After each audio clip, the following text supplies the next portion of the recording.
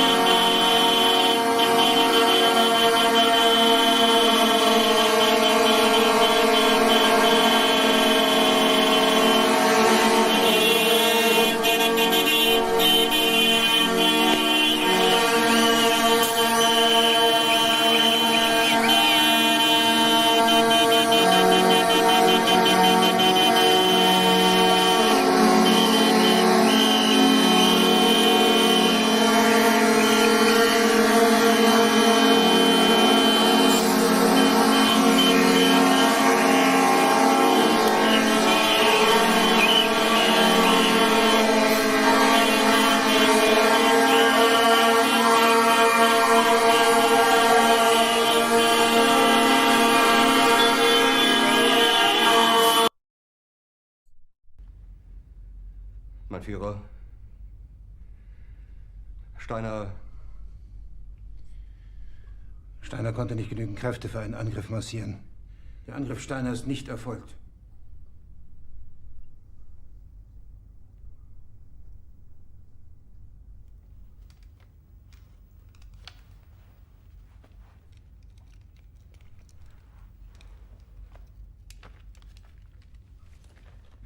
Es bleiben im Raum Keitel, Jodl, Krebs und Burgdorf.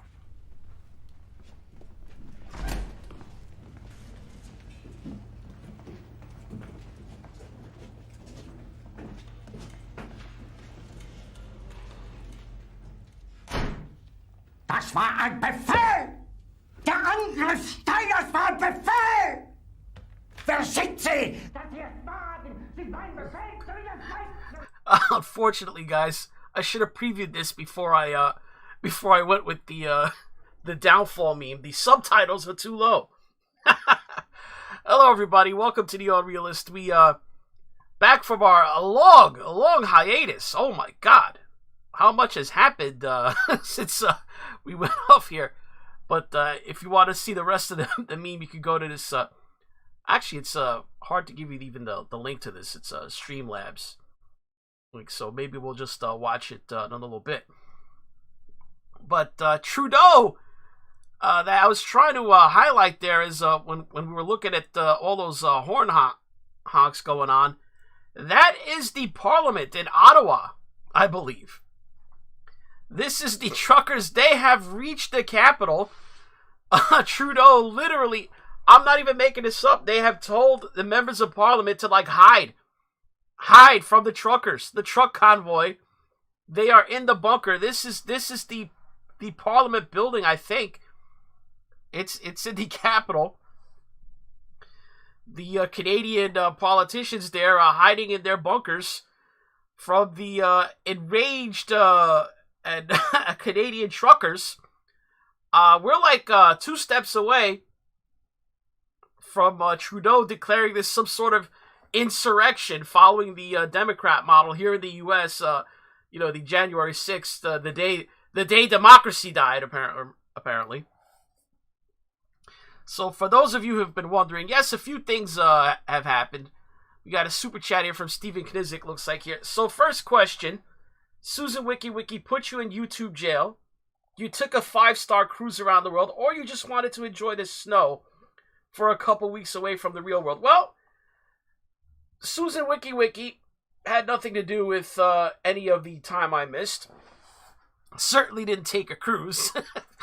Not going to do that. And right now I'm in the middle of a snowstorm. Here we're in the Northeast. We're getting buried right now under a, what are they calling it? A cyclone bomb? This is what they're calling it. No. It was, if you guys remember the last stream I actually did was during the Kim Potter trial, and I could not sustain a stream back then. And it just, for over a week, I don't think I would have been able to manage a stream of more than 20 minutes. I just could not keep a stable connection.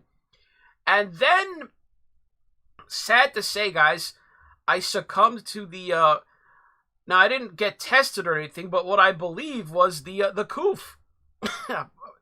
Yeah, over the Christmas and New Year's, it was like a week there where, man, I just wanted to sleep all day, had the scratchy throat, everything. So believe got bit by the Omicron bug, and it turned out to be others around me then subsequently caught it. So we're pretty sure that's what it was. I'd have to get an antibody test to make sure. And then after that, it was just a combination of, the technical issues, and now this week just being lazy. I should have gotten back a couple of days ago, but this trucker thing really motivated me today because this is one of the coolest things we've seen. Where, I mean, the scale of this, when they originally announced it, I thought it was a fairly good idea. I had no idea that the scale this thing was going to reach. What are they saying on Canadian Freedom Convoy 2022 is now the longest truck convoy on record at 43 miles long. Tens of thousands line highways to see history, must-see videos. I gotta say, I was not expecting this type of response. Apparently, there's a large contingent of American truckers that are involved with this. Let's check out this video. Is this one of the American truckers that was along for the ride? You're using comments from extremists that are trying to get in and use the weight of our movement to support their own cause. You're using comments from them to drive your own narrative to incite fear. You're pathetic, and you are weak. You will always be weak, and we will always be strong. Doesn't matter what you try and do, we will always outdo you. We have a convoy, literally of thousands of semis, heading to Parliament right now. How do these people know when the convoy is going to be coming through? It's like a lot of people. I've seen all these videos lining the road where the convoy goes through. That's going on in Canada right now. Actually, we have the, I think I have the live feed up somewhere. Here it is. This is the trucker convoy outside the Canadian Parliament. looks like a lot of the truckers have gotten out of their trucks. They're gathered in whatever this yard or field is. I don't know. I'm not familiar with neither Ottawa or the geography of the Canada. Look at all these people walking. Holy sh! Are they gonna have some kind of event there?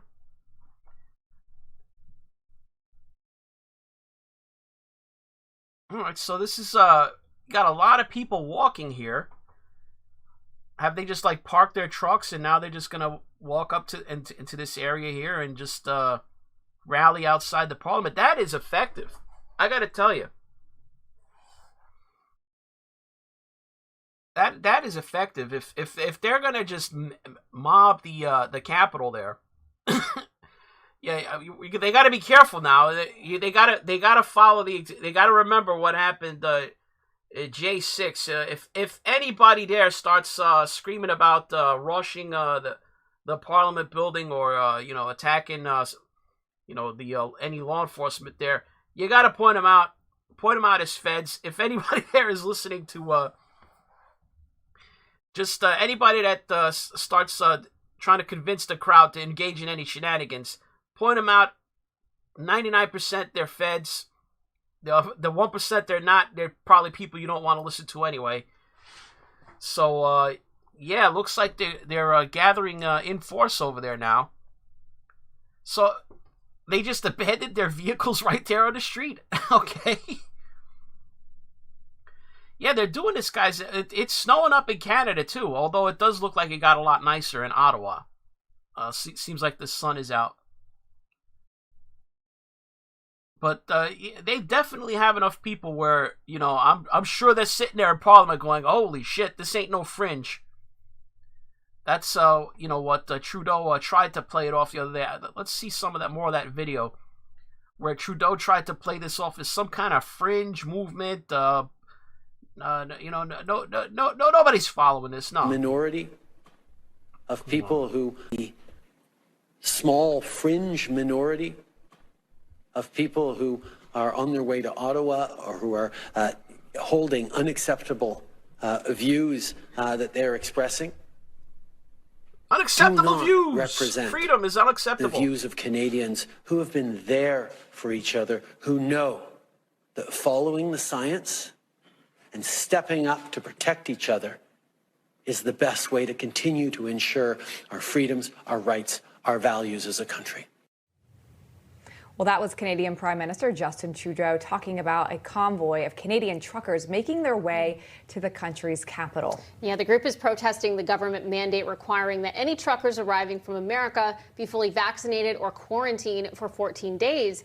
But this doesn't look like a fringe minority to me. Supporters have gathered on overpasses and roadsides, cheering them on. The convoy left from Vancouver earlier this week and is making its way to Ottawa for a protest outside Parliament. Canada's media is barely giving this movement attention, and when it does, it's always negative. But joining us now is someone who's giving these truckers the attention that they deserve, Chief Videographer at Rebel News, Mocha Benzergan. Thank you so much for being with us tonight, Mocha. Hello, everyone. Tell us about the scene there. You've been following this. Obviously, it looks so impressive on television, us watching from afar, but tell us what it's been like being out there with the truckers and the response that they've been getting. Well, I've been following the convoy for the last 3,500 kilometers all the way from Calgary, Alberta, to Ottawa, Ontario. And right now, the truckers are coming to their pit stop here where they're going to spend the night, and then we'll continue to Ottawa. Across the route, all the way from Calgary to, actually, the convoy started from BC, British Columbia, Vancouver. That's the other end of Canada. It's like a French-Canadian guy. From Vancouver to Ottawa. It's got a bit of a French-Canadian accent, I think. Yeah, Bezergan. On the sidewalks, on the roads, on intersections, in front of their house. Some are in ones and twos, in 20s and 30s, some in hundreds and 200s. And as we come close to Ottawa, the amount of supporters just grow exponentially, and it's crazy. I have not expected it to be this big. The support. Well, it's interesting. Sorry, go ahead. Well, it's interesting because you heard Justin Trudeau there really cutting these people down, saying they're unacceptable views. This is fringe. Unacceptable well, there's a lot of views. fringe Wow. people, I guess, coming out. You even have people. I'm glad she brought that up. When he said that, unacceptable views. I mean, you got to get Justin Trudeau's permission to have whatever views you want in your head now. Has Canada fallen that far? You have to have Trudeau's prescribed parameters. You got to stay within the lanes that Trudeau sets. Acceptable Canadian views. Like Donald Trump Jr. coming out, Elon Musk coming out and supporting them. Yeah, I did see that. Elon Musk did come out in support of the Canadian truckers. These truckers feel the support, not just from those people who are cheering them on the side as they're passing by, but from the country and from the world. Yes, I had the opportunity to interview some of the truckers, and whenever I asked them about the support they are getting, whether it be from the people outside they see or across the world, they start to cry. And I am not exaggerating. I asked 3 truck drivers, 3 of them started crying because they did not expect this much support. It's really incredible. Whatever is going to happen in Ottawa today, tonight, or tomorrow, it's going to be something very interesting. I'm very sure of that. Mocha, obviously you got the Prime Minister calling them a fringe group, as Lindsay also mentioned, but there's a lot of concerns that security at Parliament there in Ontario is saying to lawmakers to lock your doors, you might be targeted. They're kind of comparing this to maybe a Canadian Jan 6th. What do you say to that? What do these truckers say to that? Well, obviously they are not like that, and they say, no, we're not a fringe minority, we're the majority, we're the people. And I believe them, they are the people, because I see the numbers. See, that's the difference between an AstroTurf movement and a real movement, guys. See, an AstroTurf movement like you usually see from the left on Twitter, with just a bunch of people tweeting, as this situation we'll get into with Joe Rogan later on. It's just a handful of elites and people supporting them on Twitter, as opposed to people actually getting out of their freaking house in the dead of winter in January, getting in their trucks and their vehicles and their buses and trucking on down to freaking Ottawa in snowy Canada and causing over a 40-mile backup and the city to have to shut its bridges down. Yeah, we're going to get into that. They're treating this like the siege of Constantinople, where they're shutting down the bridges like the city is about to be sieged by the Turkish army, the Sultan. And look at their demands, regardless of who they are. Just look at their demands. They demand freedom. They demand their bodily autonomy be respected. There is no such thing as, the media in Canada was quick to paint them as racist and white supremacists and so on and so forth. But nothing could be more further than truth. That's not true at all. There is a big unity here. I'm from Turkey. And I have interacted with hundreds of people here, and I can genuinely tell you, it's more diverse than the Liberal Party of Canada. Mocha, real quick, because we don't have a lot of time left, but I know they've raised a massive amount of money on GoFundMe. I understand the funds haven't been released. Where does that stand right now? We don't have a lot of... I'm gonna have to address that situation. GoFundMe cutting off the truckers. What are they doing wrong? What is illegal about a bunch of truck drivers and their supporters going to the Capitol to petition their government, for redress? GoFundMe cut off their GoFundMe. A lot of time left. Do you know? Unfortunately, I don't know about that. I know it has been frozen. I've been following the convoy, so I only know about the things that have happened on the ground. Well, no question, a lot of support. Before we let you go, are you able to pan the camera just a little bit? All right, so we got a flavor of that guy's report. That was probably from last night. You saw this video.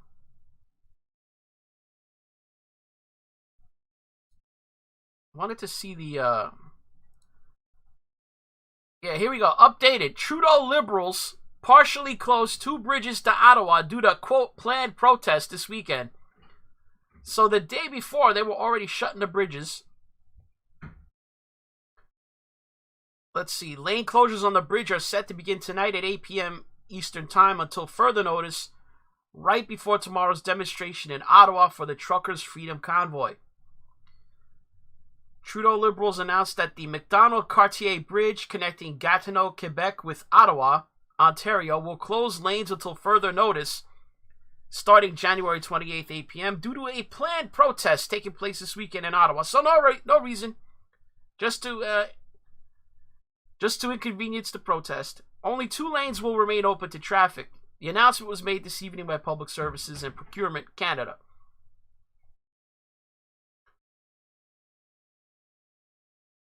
Let's see, only 2 lanes. Alexandra Bridge also crossed the Ottawa. The Alexandra Bridge, which also crosses the Ottawa River and connects Gatineau with Ottawa, has also been closed out of an abundance of caution and safety due to a planned protest taking place this weekend in Ottawa. Only pedestrians and cyclists may use the bridge during this time. Right now, those participating in the Truckers' Freedom Convoy are heading to Ottawa from across Canada to protest vaccine mandates and other COVID restrictions. Okay. So some of you in the chat are saying that GoFundMe has released the $7 million. We got a super chat again from Stephen Knizik. GoFundMe cutting off money for truckers. If the left did this, GoFundMe would call it a labor action. Let's see here. I mean, they're desperate to cover this up, man. All right, we got to get rid of the Daily Wire ad here. Latest update after GoFundMe froze millions raised for Canada's anti-vaccine mandate Freedom Convoy. The first batch of funds, they reported $1 million. Okay, so they've released the first batch. The first $1 million has been released by GoFundMe for a fund organized to support Canadian truckers protesting their nation's vaccine mandates. So they're well funded. They've got some money there to keep this up. Let's check out the GoFundMe. Oh, they're almost at $8 million. $7,897,820. Almost at $8 million. The Freedom Convoy. Okay. The GoFundMe account, which now so update, it's gone from 7.4 million to basically 7.9 million. Was frozen earlier this week by the crowdfunding page. Co-founders of the fundraiser, Tamara Lick and BJ Dichter, announced Thursday that some of the money had been released. We have some great news to share with all of you. We have received confirmation that GoFundMe, let's see here, GoFundMe has released our first batch of funds and is initiating our first transfer, posted Dichter in a GoFundMe update. We can't thank you enough for your patience. Dichter slammed the media for implying the funds were frozen for nefarious reasons. Okay. So we got super chat coming in from Chandler. Hey, Neo, great to see you're still alive. Yep, Koof didn't get me. Fortunately, it was not a bad case. It was, apart from being sleepy and having a scratchy throat, that was about a couple of days where, some joint pain, but that was about it. Let's see. We got a super chat coming in from 2A. The Mounties will do an FBI-style op with a corrupt commie like Trudeau in charge. Who knows? Okay. We got a situation. You think they're gonna borrow those same feds from that they keep using in Washington? With the khaki pants. Remember those guys? All right, so GoFundMe. Okay, it looks like they've released the first batch of funds, I guess, which is a good sign because, I guess they're not going to hand over $1 million if they're not going to hand over the rest. One would think. But people were telling fibs on the GoFundMe of the truckers, and there seems like they were upset about it. Sadly, the legacy media felt it was necessary to publish news articles implying that GoFundMe had frozen our funds for a variety of outrageous reasons. the Post said, adding, for our case, because of the overwhelming donations we received, we are currently the 8th fastest growing campaign in their history. The constant attempts by activists to flag our campaign as illegitimate exacerbated the already tedious process. Okay, now this makes more sense. So you had people false flagging the truckers' GoFundMe. Okay, see, that sucks. Because, you know, these GoFundMe, I'm guessing, like most social media stuff, is automated. So if they get, you know, hundreds or thousands of these false flags that these leftists like to do to the to right-wing causes, that's probably what that explains probably what the problem was. You had it looks like they're saying there was a lot of false flagging. The Toronto Star was reporting that the funds were frozen because GoFundMe needed to see a plan for where the funds would go, adding that a spokesperson for the fund said Thursday that at least some of the funds, $1 million so far, have been released.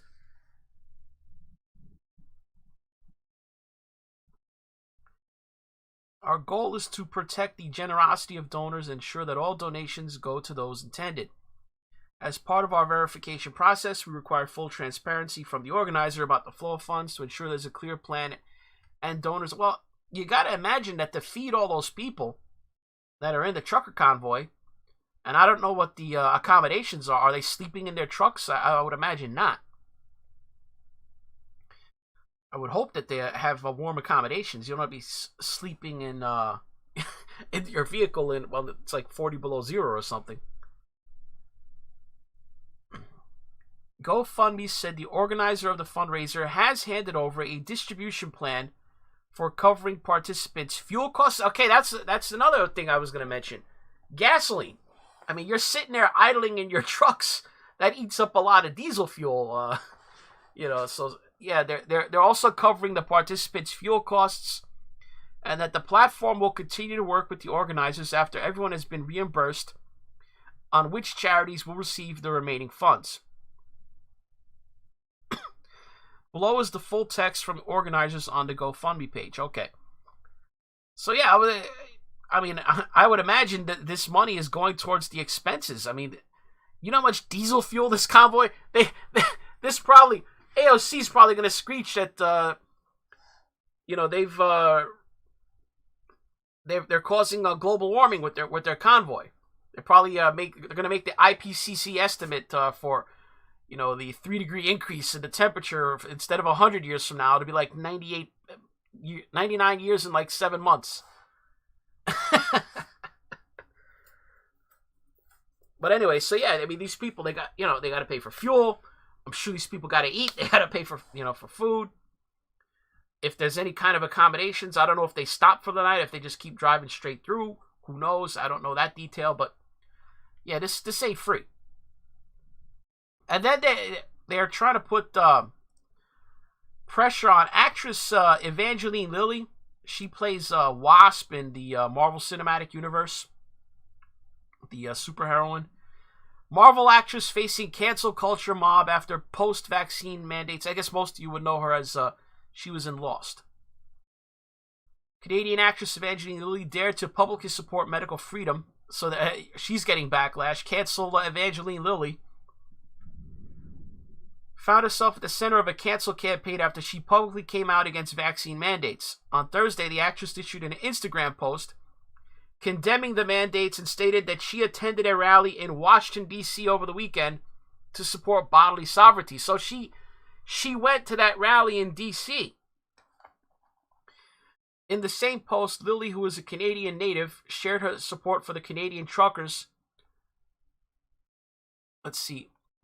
Protesting vaccine mandates, and believes nobody should ever be forced to inject their body. So that's the thing you got to understand. As far as I know, historically, Evangeline Lilly is not a right-winger. I think she's a typical Hollywood leftist.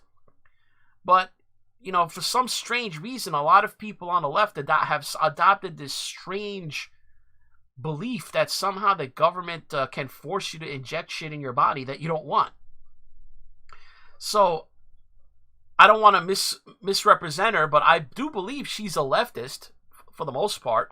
Believes in leftist, your typical leftist canon, which before the whole Koof situation, part of it, I'm sure, my body, my choice, and all that.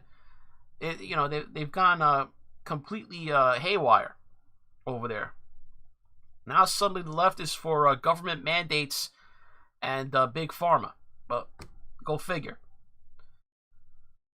Let's see. She said that I was in D.C. this weekend to support bodily sovereignty while Canadian truckers were rallying for their cross-country peaceful convoy in support of the same thing, Lilly said. I believe nobody should ever be forced to inject their body with anything against their will under threat of violent attack, arrest, or detention without trial, loss of employment, homelessness, starvation, loss of education, alienation from loved ones, excommunication from society, under any threat whatsoever. This is not the way.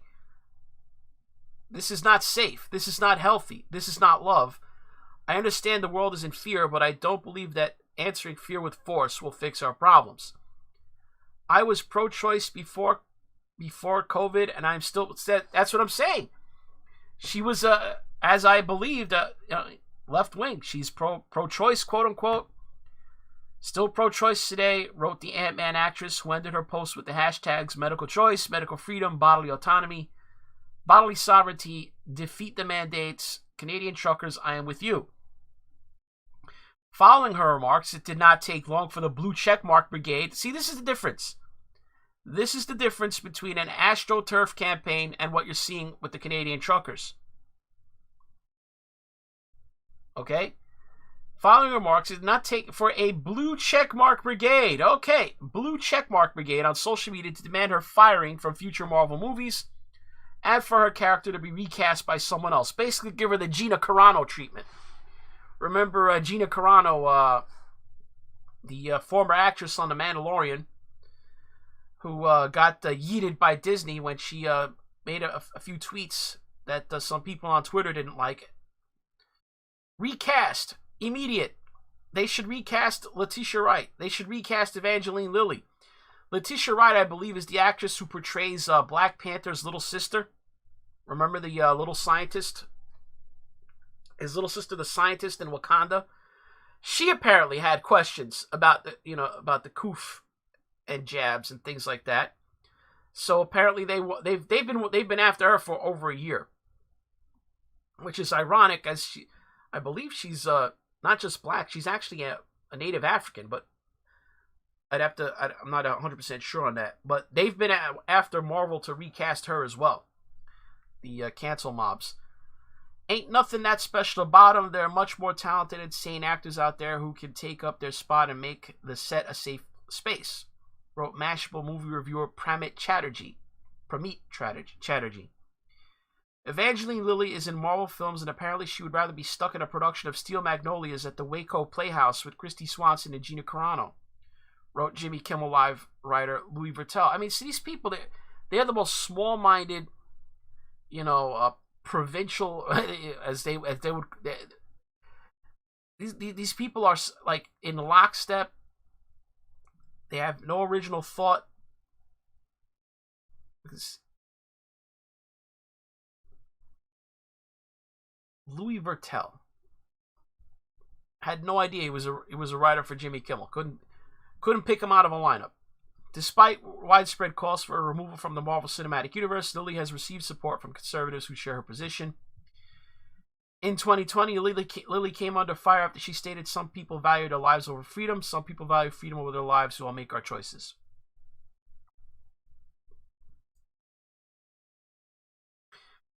So given the success of the, or apparent success of the Canadian trucker convoy with regard to, I guess, drawing attention to their cause, the Australian truck drivers now looking on with envy and have decided that they would like to join the convoy for freedom. Australian truck drivers set to swarm Canberra to protest mandates and restrictions. If you think Canada's bad with regard to Koof tyranny, just be glad. If you're Canadian, you can always point to Australia. Oh, I'm glad we're not in Australia, at least. Australian truck drivers are planning a convoy to Canberra to protest Australia's vax mandates and harsh restrictions forced on communities across the country during the COVID pandemic. Truckies plan to meet in cities in Victoria, New South Wales, South Australia, and Western Australia before making their way to the nation's capital. The convoys plan to arrive at Parliament House at 10 a.m. on Monday. So the Australian truckers, their ETA is Monday morning. Or is that Monday morning their time, or is that Eastern time? I don't know. Super chat coming in from TJ. Had a fun thought cross my mind yesterday. You figured just JB hid in his basement over campaigning because he was afraid to catch a coof. That's part of it. I actually did see an article in the last week or so, where apparently the White House is deathly afraid of Biden catching coof, and that's why you're seeing him basically almost. Remember how he's been doing these appearances at this fake staged White House set where they make it look like he's in the White House, but he's really not? That's apparently to keep him separated from the media and to keep the media away from him. And they've always have like this huge gap between him and the media. And they just limit his appearances and his public schedule. Apparently they are deathly afraid that he's going to catch the coof. Let's see here. So this is reporting by Avi Yemeni. He's obviously associated with Rebel News. He's down in Australia. The development follows on from the trucker convoy happening in Canada, where a huge convoy is making its way to Ottawa to protest Prime Minister Justin Trudeau's cross-border vaccine mandate. While the mainstream media has done its best to ignore the enormous number of protesters making their way to the capital, the truckers have won support from personalities like Elon Musk, who has spoken out in support of their cause. Elon Musk, he tweeted a couple of days ago that the Canadian truckers rule.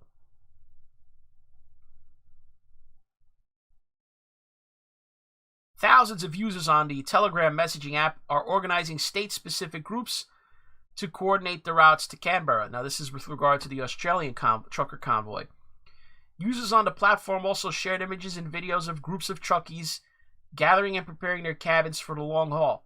While truckies are the main focus of the action, a diverse range of users from all walks of life in the Telegram groups cite a range of motivations for participating, such as losing their jobs, to strict mandates to small business owners who are forced to shut up shop. Some of the groups are planning to drive cars and motorcycles to be part of the push to put pressure on the nation's politicians. Now, given that this is Australia, we're in January, they're on the southern hemisphere, so over there, I believe it's the height of summer over there. So, unlike the Canadian truckers, they're not going to have to deal with snow. If anything, it's probably going to be overwhelming heat. Let's see. Super chat coming in from PD. Thanks for covering the convoy, Neo. I lost my job due to Trudeau's vaccine mandate. It's gone too far. Keep up the great work. Well, I'm sorry to hear that, PD, that you lost your employment due to Trudeau's coof tyranny. This is, I think one day and it's not going to be too long, I don't think. We're going to look back at this and go, what the hell were we thinking?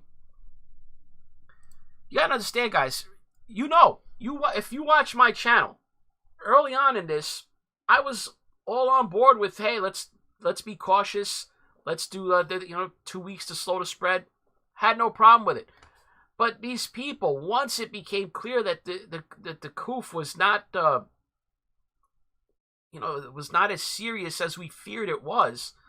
I'm not trying to say it's nothing. It's not just a cold, okay?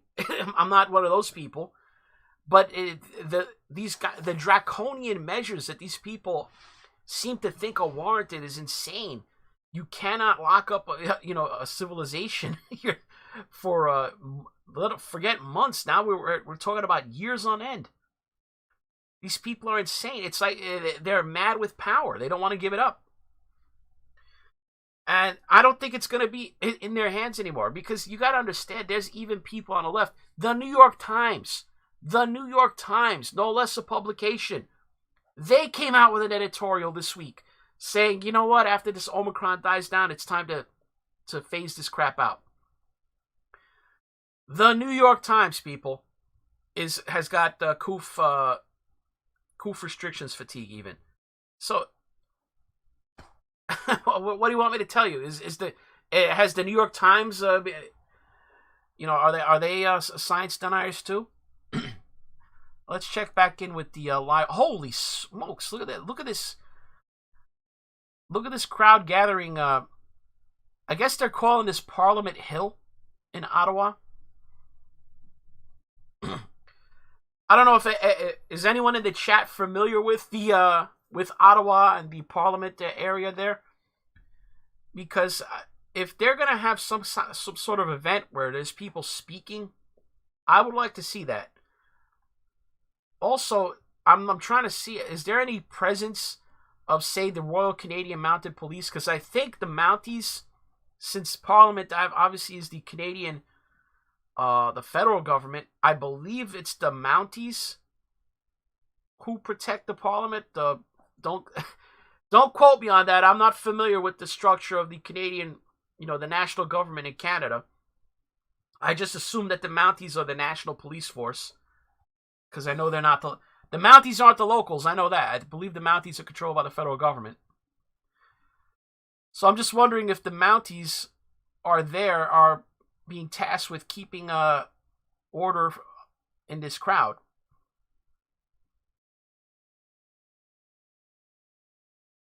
See, that's what people have to understand too. Just because you're anti-mandate does not necessarily mean you're anti-vax. Now, granted, there is a large contingent of the anti-mandate crowd who is anti-vax, but I believe the typical person does not believe that vaccines don't work, or they may be hesitant about this vaccine because technically it is relatively new. It's barely a year old.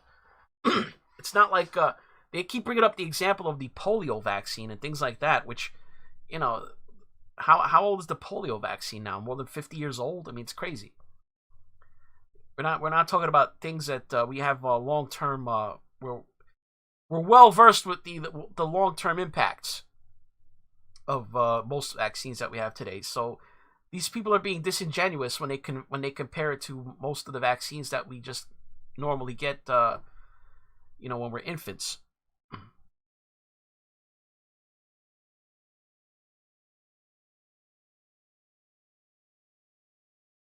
So I'm seeing a lot of Canadian flags there.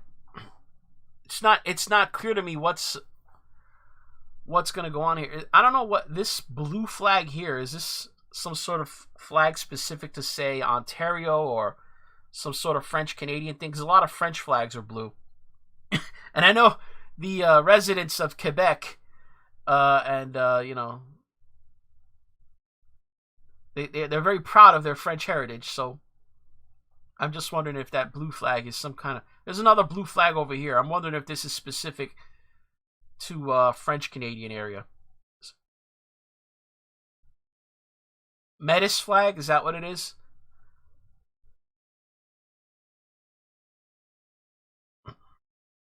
Yeah, because I believe the French national flag it's the blue flag. I think they call it the fleur-de-lis. Maybe I'm wrong about that. Let's see. Circle of Snakes. Super chat. That's not even half the crowd yet, Neo. Listening to the scan frequencies. 2 very large convoys still on the way. Well, I don't know what time this event is supposed to start. If it's, in fact, an organized event. I assume it is, because everybody's getting out of their cars to gather there. Oh, it's the Ottawa Police Department that's handled. So they are letting the locals. Ottawa Police guards the National Parliament?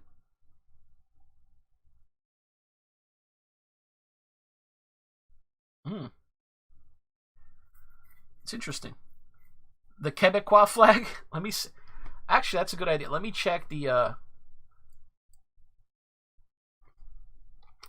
Quebec flag.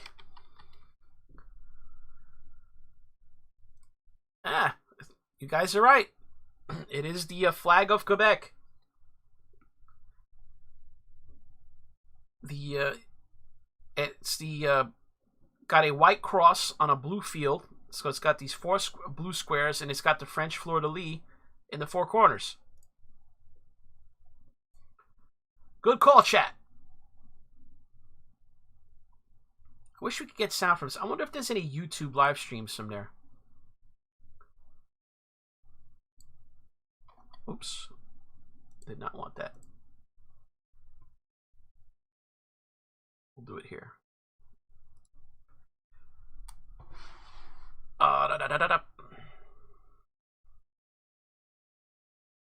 Okay, so what are we going to call it here? Canada Truck Convoy. Boom. And then we'll put the live filter on. So we've got global news, has some kind of feed. Let's see what that's all about.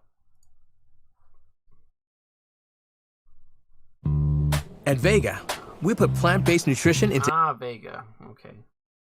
Screw the ad.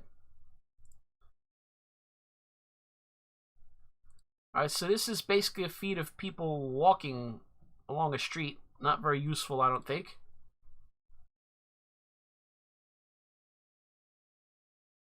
Live cams from the Freedom Convoy.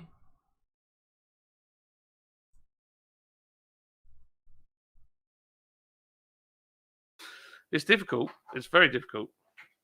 Lord Brinko, don't be fooled. This process is so this is a guy covering it. Here it comes. Looks like a multi-camera feed, this one.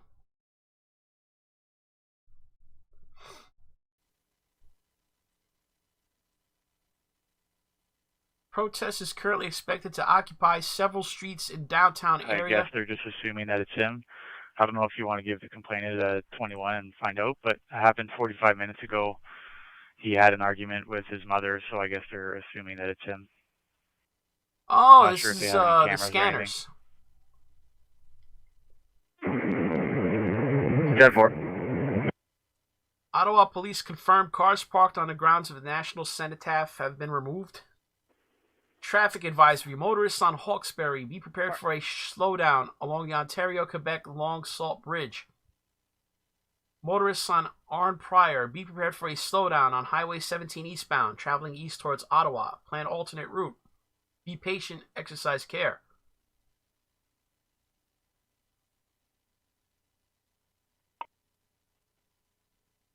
Okay. So I guess this channel just monitors the scanner frequencies for Ottawa. Freedom Convoy live audio.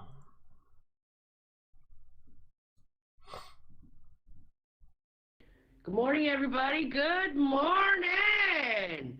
RD, let me know if you need any help in here today, okay? Fadel right here. Over. That QR code is going to be going straight to my TikTok account.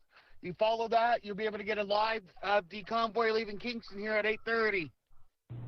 Thank you, Faye. Actually, for the next hour, we need to keep this channel open. We're having some issues with a couple of our convoys coming in, so I need to keep this channel open. Thank you. Over. All right, Make sure you guys bundle up today.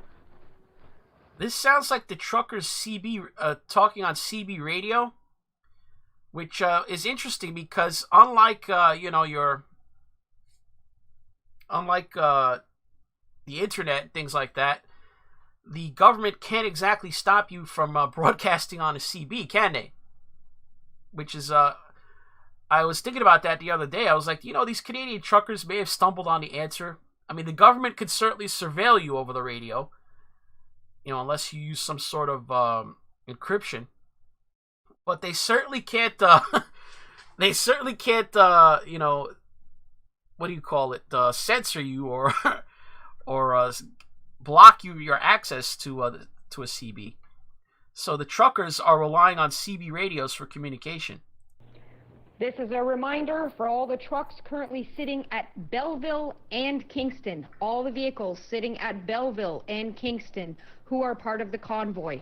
Your departure time is 8:30 a.m. Again, departure time is 8:30 a.m. Please sit still until that time. Over. Yep, I'm just sitting here, got behind the three, the trucks are all in line, and we're all just lining the four-wheelers up. We're all sitting here waiting.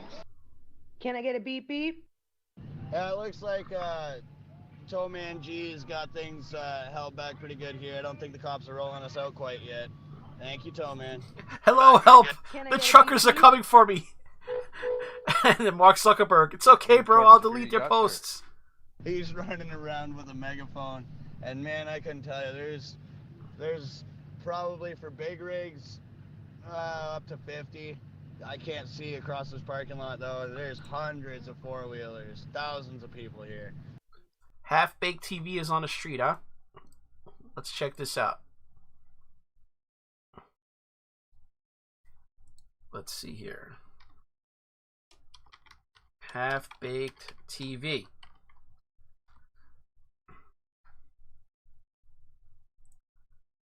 Canadian Convoy 2022 live IRL.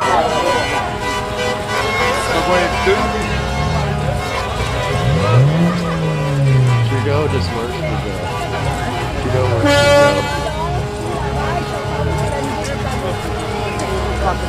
We basically achieved gridlock here. Yeah. Nearly gridlock. Yeah. Sounds like Bedlam over there.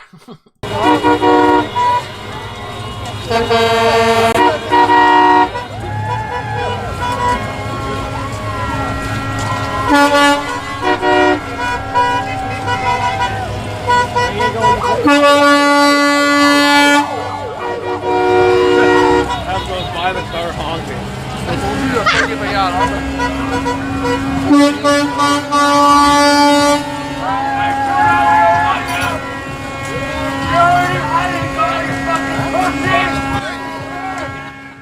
Let me dial that down a little bit. So, hold on. Your Facebook just deleted your Convoy to Ottawa 2022 page with over 800,000 members about 20 minutes ago. Wow. That is, that's typical. I mean, I don't see what justification Facebook has to delete a trucker convoy. I mean, they're not proposing anything illegal as far as I know. They're just protesting.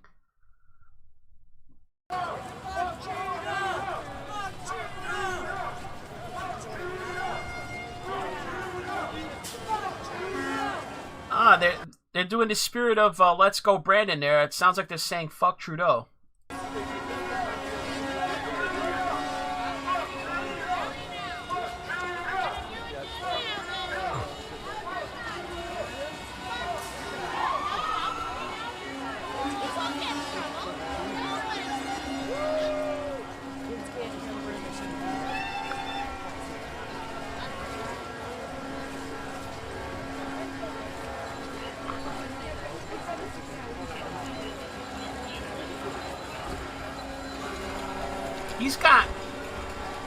He's got like 9,000 people watching him right now, this Half-Baked TV. This is, he's probably the most watched stream right now on YouTube in terms of what people are looking to see. Yeah!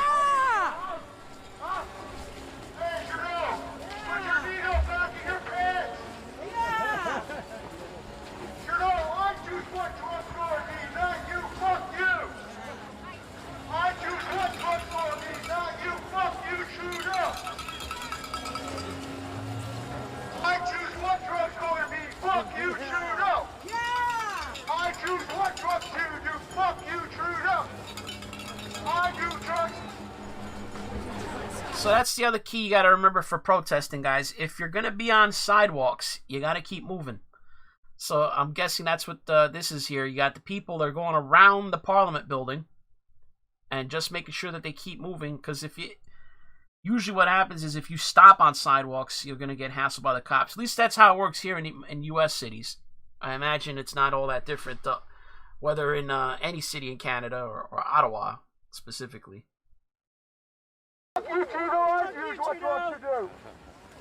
I love it. This guy's awesome. Remember the commercial back in the day?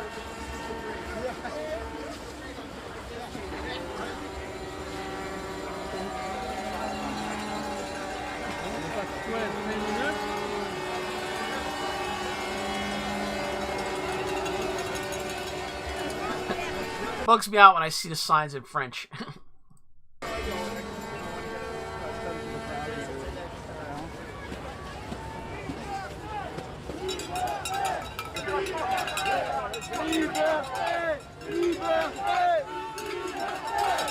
We got the French chanting going on here.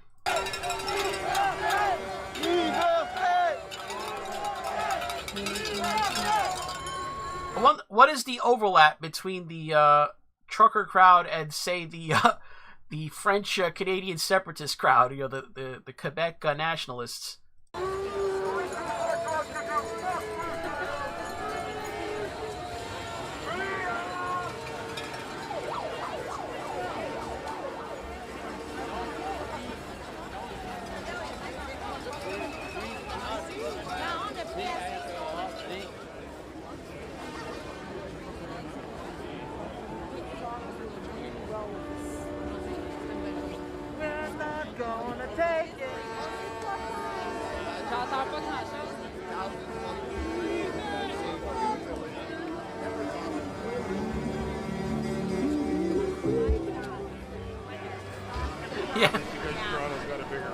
Has anyone seen Viva Frey today? I mean, if you've been watching him recently, if you've been watching Viva Frey recently, he's like, I put on Twitter yesterday, I think it was like, he's 2 steps away from putting on a balaclava and giving us updates from the revolution.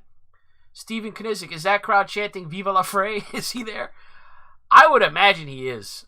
He is. He has been all over this this cause. It's mostly what he tweets about. So it's, this is. I would imagine he'd be there screaming like he's Mel Gibson in Braveheart, but only in French.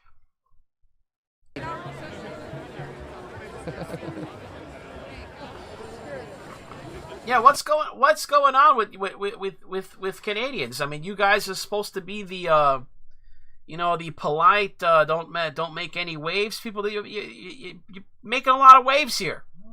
A lot of obscenity towards Justin Castro. I'm sorry, Justin Trudeau. Oh, Viva's in Florida? Oh, what a shame. I would love to see him on this. It costs nothing.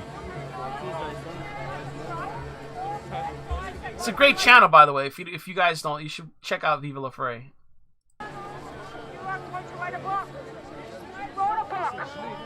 Yes, and it's called We Were Much More Than Porridge. Yeah, I was told, Justin Trudeau told me that this was a fringe. This is a fringe movement. And that's a pretty big fringe.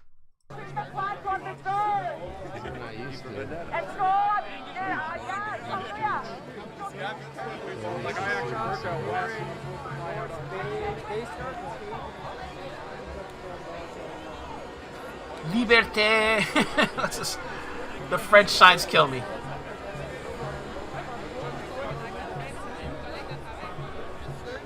Alright, now 10,000. This guy's up to like 10,500 viewers now on his stream.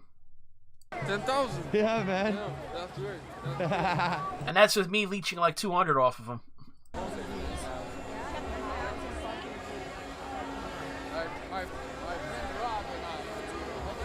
10,000 viewers, dude. Shit, buddy. 10,000. What? Fuck Trudeau. Fuck Trudeau. So this is the field that you could see on the other stream. Where is it?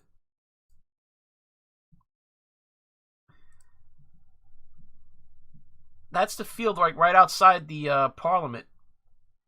They're calling the area Parliament Hill. So this is what we're looking at. And so where they're saying fuck Trudeau, I imagine is somewhere in here. Got these guys here planted the Canadian flag in the snow.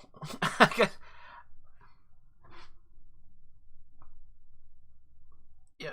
Looks like they strategically didn't shovel this area out, probably on purpose, knowing that the protest was coming.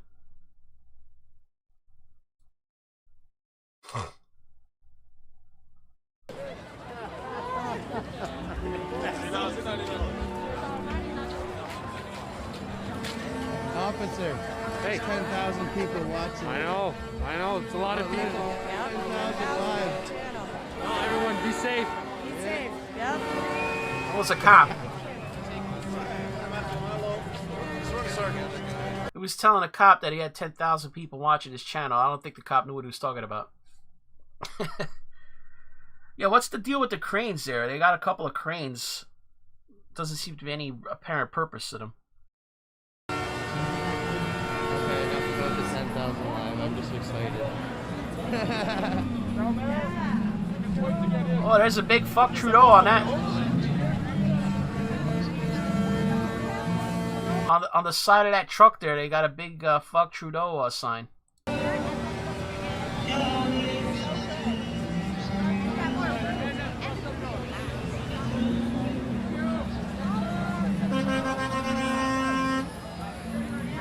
Alright, so what we'll do is we'll go away from this to report on the other news, and we'll come back to this.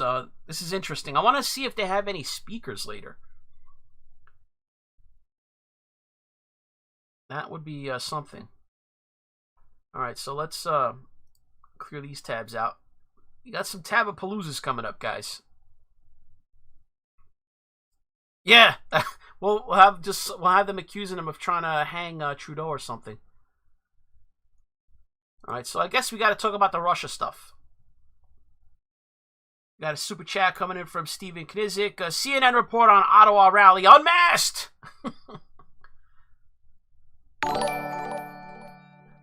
So here we go again. State Department orders evacuation of U.S. Embassy staff families from Kyiv. I remember when it was just Kiev, and it was K-I-E-V. When did it become Kyiv? K-Y-I-V. At least in English, I understand that's probably how it's spelled in Cyrillic, the Cyrillic alphabet. So the State Department's getting pretty good at this evacuating embassies. The thing that makes this stupid is that we are the only country that evacuated our embassies, as far as I know, in a panic. And even the president of Ukraine is telling Biden to just chill out already. Let's see here. State Department let it be known that it was considering an evacuation of diplomats' families from the U.S. Embassy in Ukraine. Well, that quickly went to breaking State Department orders families of U.S. Embassy personnel in Ukraine to begin evacuating the country as soon as Monday. So Monday, they started the evacs. Yeah, what's with all the sudden subscribes? Did Susan Wiki unsub all you guys? She does that a lot, guys. You gotta check every once in a while your favorite YouTubers, because Susan Wiki, she will sneakily unsub you from people that you follow. A few hours earlier, the embassy requested that all non-essential staff get pulled out, and not just the families, ahead of expected Russian invasion. So I'm sure many of you have been following the news. This has been for a few weeks now, actually months, when I first started seeing stories about a Russian troop buildup.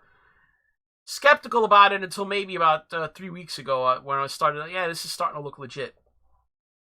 Russia planning massive military offensive against Ukraine involving 175,000 troops, U.S. intelligence warns. Now, this number, it fluctuates. You got to understand that, and I don't even think it's shady nefariousness. When you're talking about military and troops and what troops are involved, you have to keep in mind that you have to pick an arbitrary distance, how far from, say, the Ukrainian border a certain unit is, if you want to count it in there. Then you have to also consider what exactly constitutes troops. Because if you're going to count, let's say you decide to count the local insurgents that are already inside Ukraine. Well, that estimate fluctuates anywhere from 15 to 40,000, usually numbering around the average estimate somewhere in the 20,000 range of Ukrainian insurgents. So if you include those in your counts, you're going to get anywhere from 20 to 40,000 more troops in the count. So that's what accounts for the different numbers you get from different sources. Now, I'll show you why that happens in a second. But you have the New York Times started reporting on this. The U.S. intelligence sees Russian plan for a possible Ukraine invasion. You can see these are from December. I was grabbing these articles. Okay, here's one from December 6th. Like I said, I've been following this for a while, so I just flagged these away and put them in the Russia file. Satellite images show the buildup of Russian forces near Ukraine that have the U.S. and NATO worried about an invasion. That was December 6th, this in the Australia Business Insider, where you see the overview of the ground forces. This is a satellite image in Yelnya, Russia. And you can see them parked, the armored units and their infantry transports parked up there. So this is the world map. Here's Russia, here's Ukraine. But this is probably a better map to show you the topographic map. So here's the Ukraine. Here's the capital, Kiev. I believe it's on the Dnieper River. I think that's how you say it. It's always a river that I read about. I've never heard people talk about it. So in my mind, I just say Dnieper. Maybe it's Dnieper. I don't know. The Dnieper River. So there's Kiev. Now, where the Russian troops are is around the east end, where you see this city called Donetsk. This is the Donbass area in the east, which is the disputed area where you have de facto, basically Russian control.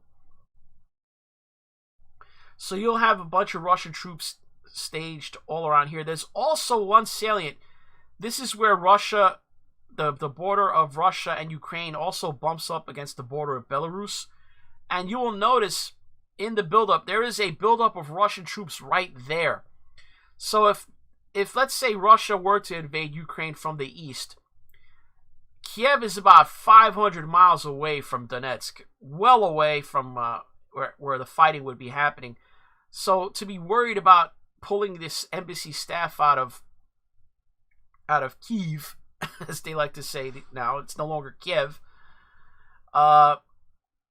it would seem a bit alarmist. But I will note there is a big buildup of troops also up here, and I don't think if they were to invade from the north, say, it's a much shorter distance from that corner where Russia, Belarus, and Ukraine meet to Kiev than it would be from the Donbass. Let's see if there's any recent news out of here. I like this live map from Ukraine where you get the news stories based on where they are geographically. So Zelensky apparently today had a phone call with Emmanuel Macron, the French president or prime minister, Minister of Defense of Ukraine. This time the 4th bird delivered 81 tons of ammunition of various calibers to Ukraine. Next week we are waiting next U.S. planes with military technical assistance to strengthen defense capabilities. Joint force operation, no ceasefire violations yesterday. So in case you missed the news, there is apparently some kind of tentative ceasefire between Russian and Ukrainian forces in the Donbass area. And it appears, according to that little news update there, that so far no violations occurred yesterday. So just a quick roundup of my criticism of the situation.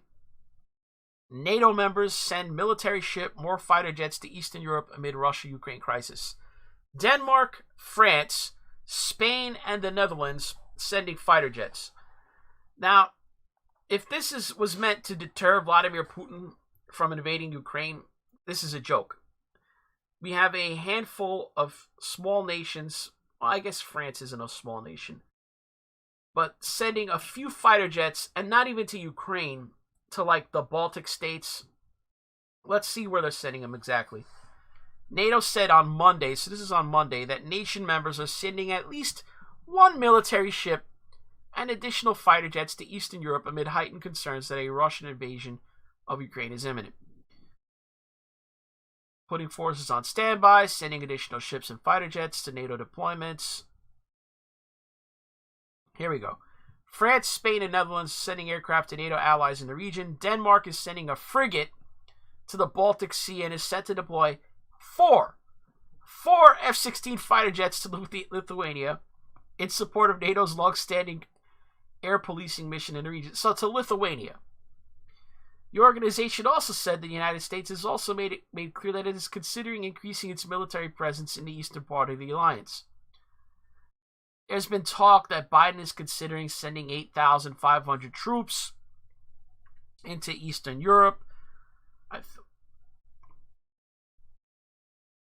But here you have, this is the problem I have, and not necessarily with the Ukraine situation, but remember all those criticisms Trump used to get over bad-mouthing NATO? And to me, this is why NATO should be bad-mouthed. NATO member will withdraw troops in event of war with Russia. So we have Croatia, and it's easy to see why. Croatia is, I believe, they are a Slavic nation, and they have sympathy, with Russia. So here's a NATO member. Why'd we bother to let Croatia in? They're not a major country. They don't, provide a major military presence for. They can't project force outside of Croatia. Yet they get a voice in NATO activities. So here they're telling you that they won't do anything in the event of a Russian invasion. So you have a handful of small NATO countries sending a handful of planes and one ship. Another NATO member saying they're not going to do anything. In fact, they'd withdraw any troops they have from the NATO forces. Biden, playing games, talking about considering sending 8,000 or so troops. They're not even combat troops, to be honest. He's not sending any maneuver units over there. So it's just posturing. It's just talk, gobbledygook. It's bluffing. Putin knows it. It's bluffing.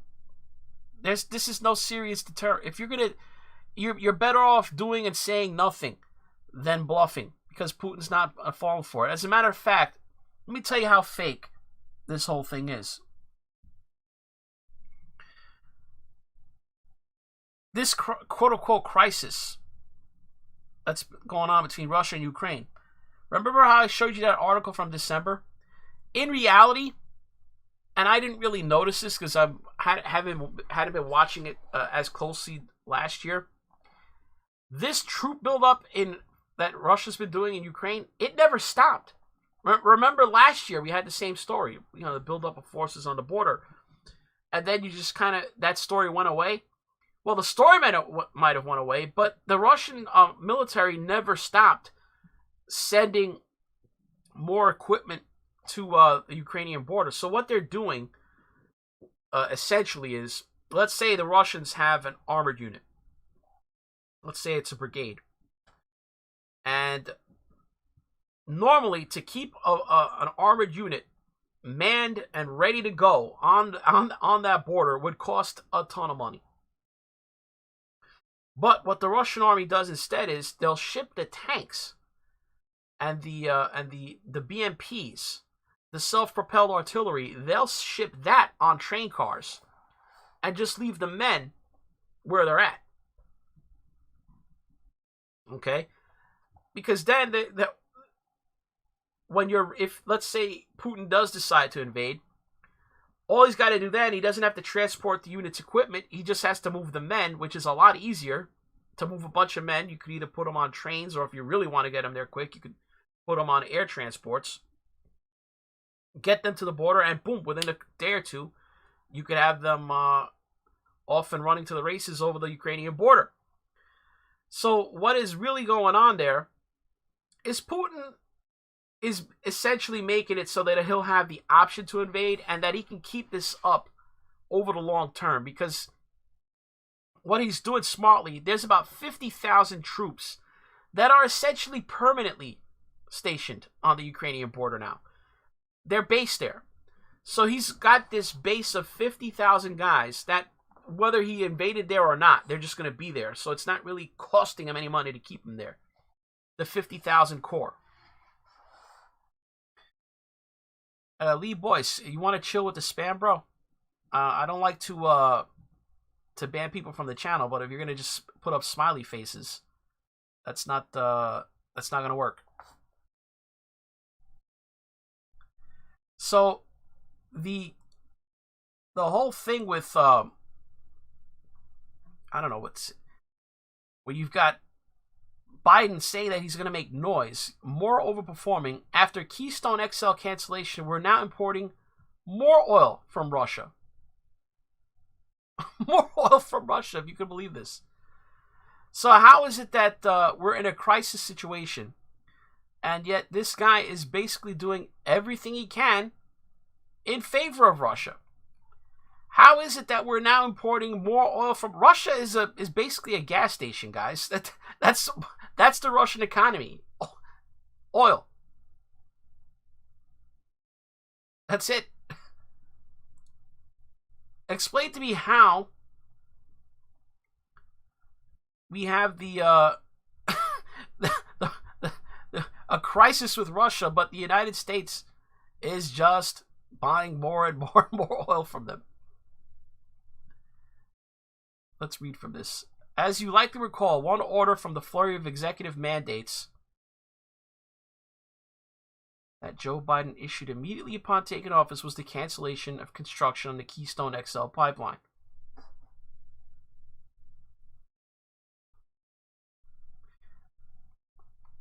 Let's see here. 1 year since President Joe Biden canceled approval for the Keystone XL pipeline from Canada. So, mind you, can't get oil from Canada, but we can buy it from Putin. United States' thirst for oil is as strong as ever and rising. U.S. oil imports from Saudi Arabia and Russia have increased, and gasoline prices are higher than ever. So on top of that, remember, gas during the Trump administration was so cheap that the oil companies had to pay people to come and get it. Remember that oil actually had a negative price for a few months there? Yeah, the oil companies are like, please come get this oil. We'll pay you to take it away.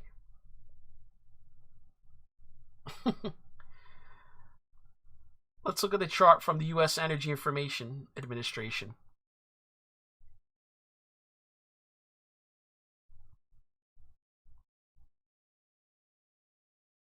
Where's Russia?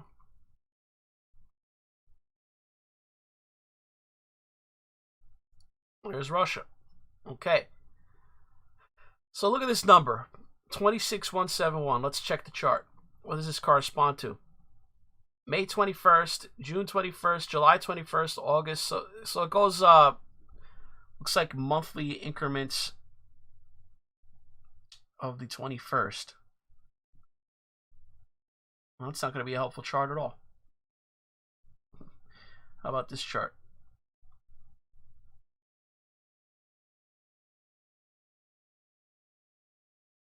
It's the same chart.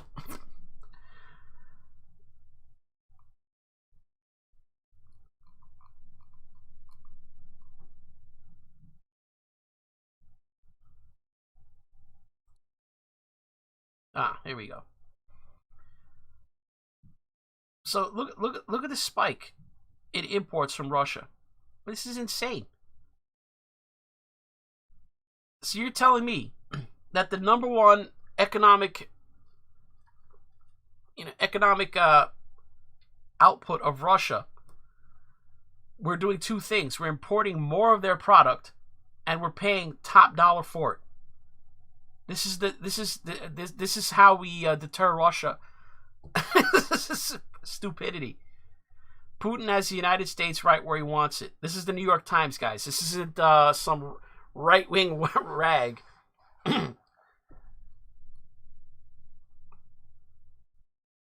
you got the New York Times basically admitting that Putin's gotten everything he could want out of Biden. Right now, he's got. Think about it. He's in a win-win situation. Whether he invades or not, he's gonna come out of this better than when he started. No matter what he does, if not a single Russian sets foot in Ukraine, you know he's getting concessions out of Ukraine. He's certainly getting concessions out of Biden. And he's certainly not going to lose his oil pipeline to Germany. His natural gas pipeline, I mean.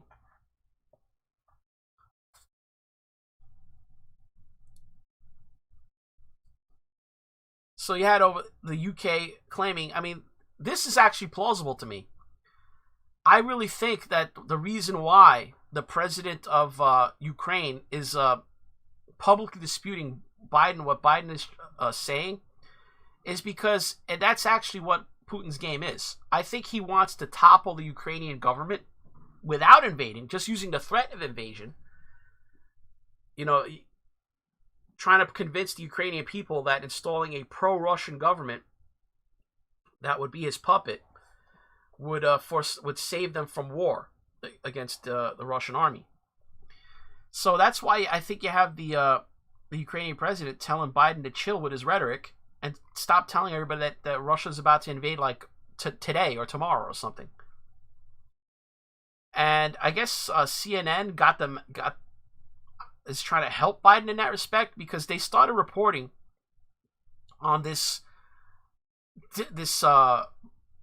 phone call that Biden had with Zelensky, where Zelensky was telling Biden, dude, shut the fuck up already. You're killing me over here. I'm the president of Ukraine. I know the situation on the ground. I think I know better than you. So CNN, believe it or not, reported on that, I guess, thinking, hey, we got a story here. But then mysteriously, the reporting disappeared. Jake Tapper deleted the tweet. Ukraine President Vladimir Zelensky reportedly told President Biden to calm down and corrected about Russian forces that Biden believed were ready to sack Kyiv, according to a report CNN tried to hide. Jack Posobiec, time and time again, proves to have great resources, so I was inclined to believe him. This is written by Stephen Green over at PJ Media. He was inclined to believe on Thursday when he tweeted, Ukrainian president had to correct Biden multiple times on their call today when he insisted that no, Kiev was not about to be sacked by Russian forces. At one point, he even asked Biden to calm down. CNN's Jake Tapper posted colleague Matthew Chance's report on the Biden-Zelensky conversation, only to quickly delete it. CNN's Natasha Bertrand also linked to the story, only to delete her tweet too. Later, after getting called out on the deletions by Posobiec, Tapper tried again, this time noting that White House and Zelensky spokesman had since disputed the claims. So then, Tapper, the reason he had to repost it is because Zelensky himself had been quoted on video in Ukraine saying, I'm the president of Ukraine, I know better. So the story, you could dispute it all you want. Now you had the president of Ukraine basically saying, yeah, I told him that I'm the president, I know better. We have breaking news for you in our world lead. A senior Ukrainian official tells CNN that today's phone call between President Biden and Ukrainian President Volodymyr Zelensky, quote, did not go well. Our source tells CNN that the two disagreed about the immediacy of the threat of a Russian attack on Ukraine.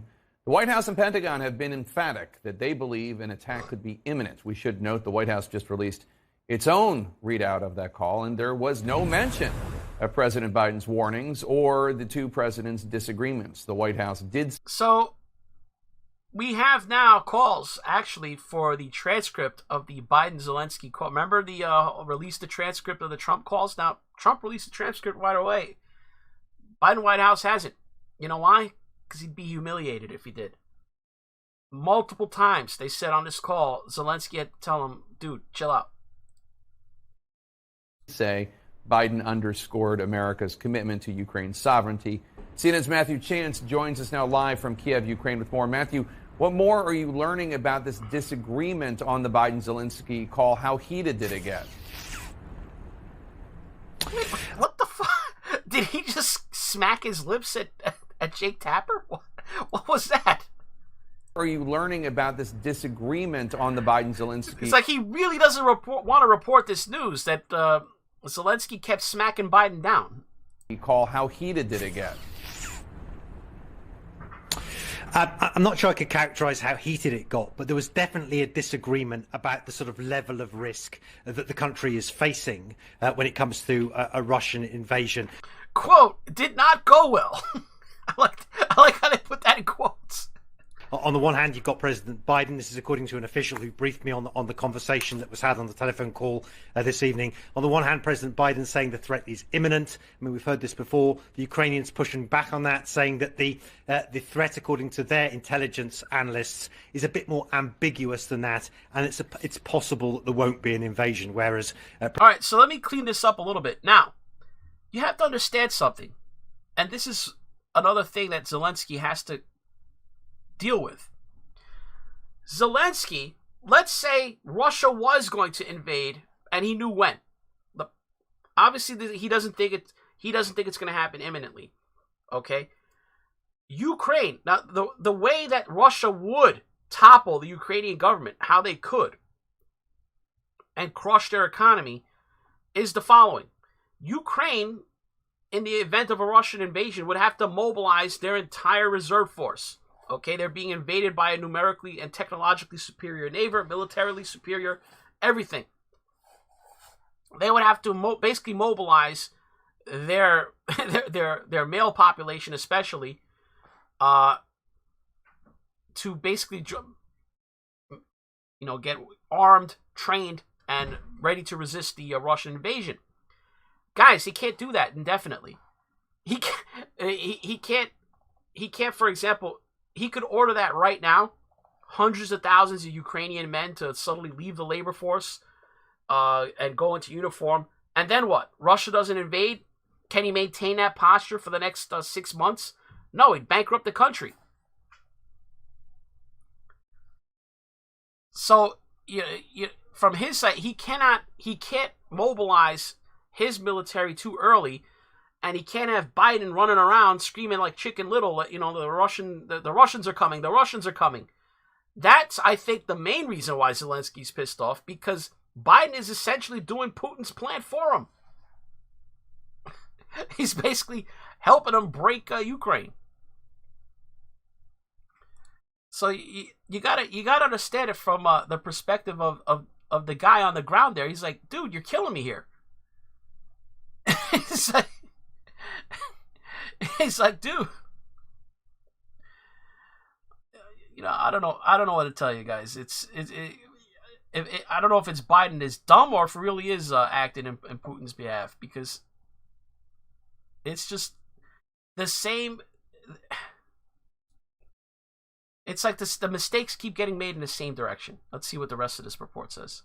President Biden apparently telling his Ukrainian counterpart that an invasion was virtually certain later on in February when the ground becomes more frozen in this country. He went on to say that he warned the Ukrainian leader that the capital, Kiev, this city here, could be sacked. And that's the word he apparently used, according to this Ukrainian official, sacked by Russian forces, who he said may attempt to occupy it. There was also some quite bad news delivered, although expected news, I think, delivered by the US president to the Ukrainian side. President Biden, according to this official who briefed me on the conversation, saying that he told the Ukrainian leader that Ukraine would not be getting significantly more military help, that there would be no US troops sent to Ukraine to defend it. We already knew that, of course, but it was reiterated again on this phone call.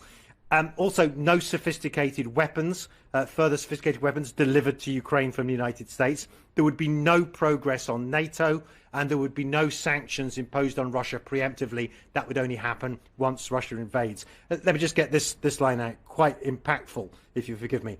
President Biden telling his counterpart that Ukraine should prepare for impact. So quite a stark warning there from the US leader. All right, Matthew Chance reporting live for us in Kiev, Ukraine. Right, so that further plays into it. Biden's even telling the guy, I'm not giving you shit to defend yourself with. So if he's not going to militarily deter Putin with U.S. forces, he's telling the guy, I'm not even going to give or sell you weapons to defend yourself. So what the fuck are we doing then? Then shut up about Ukraine, because obviously you don't care about it.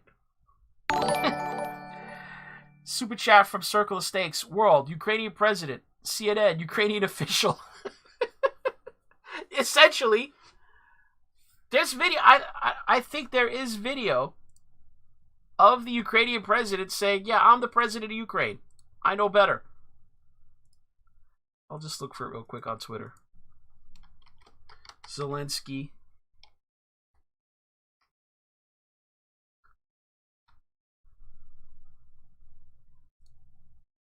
Zelensky video. Here it is. I found it. Let me post it up here.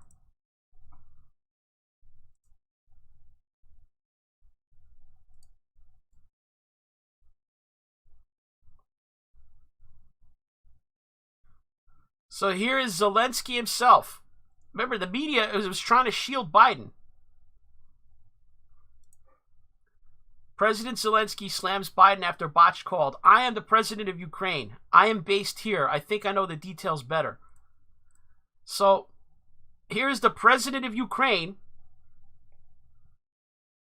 And you had the U.S. media for... now, they eventually had to stop, like I said, because you saw they had to repost that story, CNN. Because eventually it just gets ridiculous. You got the president of Ukraine confirming the story, essentially, to his own media. Questions, and we are grateful to the United States for their ongoing support to our sovereignty and territorial integrity. But I'm the president of Ukraine. I'm based here, and I think I know the details deeper than any other president. The question is not about the U.S. president, because, well, we... Boom! Right there! I'm the president of Ukraine. I know what's going on here, and this is not a question of the U.S. president. So this guy right there essentially is telling you that Biden doesn't know shit. What? So how can the media keep saying there's a dispute? Here's one of the fucking guys involved in the call. Remember when they were after that transcript of the call between Zelensky and Trump? They didn't believe him when he said, no, we had a normal phone call. They forced Trump to cough up transcripts. Here, the opposite is happening. He's directly refuting their claim that this didn't happen on a phone call. No one's asking for the transcript. We do understand what the risks are and which of those risks are priority risks. And we've discussed lots of questions. I would like to explain this a little bit. It's important that the president should know the situation from me, not from the intermediaries. Okay, so he's saying he's educating Biden and that he's getting fed bullshit by his quote intermediaries. Could that be true? Could Biden be getting fed a load of shit from the quote deep state, or as I think Tim Pool likes to allege, the warmongering deep state in Washington? Could be. I mean, you would think that the guy on the ground, the guy that would be basically rounded up by the Red Army, were they to invade and take Kiev, I think he'd be more concerned about it than Biden on the other side of the planet sitting in Washington. He knows the situation from me personally, and we're talking to each other. We'll have another conversation in a couple of weeks as well. But it's important not only for our intelligence community and secret services to exchange information. People need to be here and understand all the details. I understand you are here. I don't know how long you have been here. But when journalists or respected politicians come to us, I always invite them to Donbass, because I think that having an opinion about... So keep in mind that Putin's what he'd really like is not to have to invade by having the Zelensky government collapse and be replaced by a pro-Ukrainian, pro-Russian government. And Biden is doing basically everything he can to help that happen with his chicken little stuff. So that's the state of things with Ukraine-Russia. I know it's a little more complicated than that. I don't think you guys want me to go over troop positions with you and stuff like that, so, as we've been talking now here for an hour and 40 minutes already. But if anything does happen, in terms of if I think the Russians will, I believe it or not, I'm of the opinion that it's more likely than not that Russia invades. But I also think, given the stupidity of Biden, he might just give Putin everything he wants without him having to cross the border.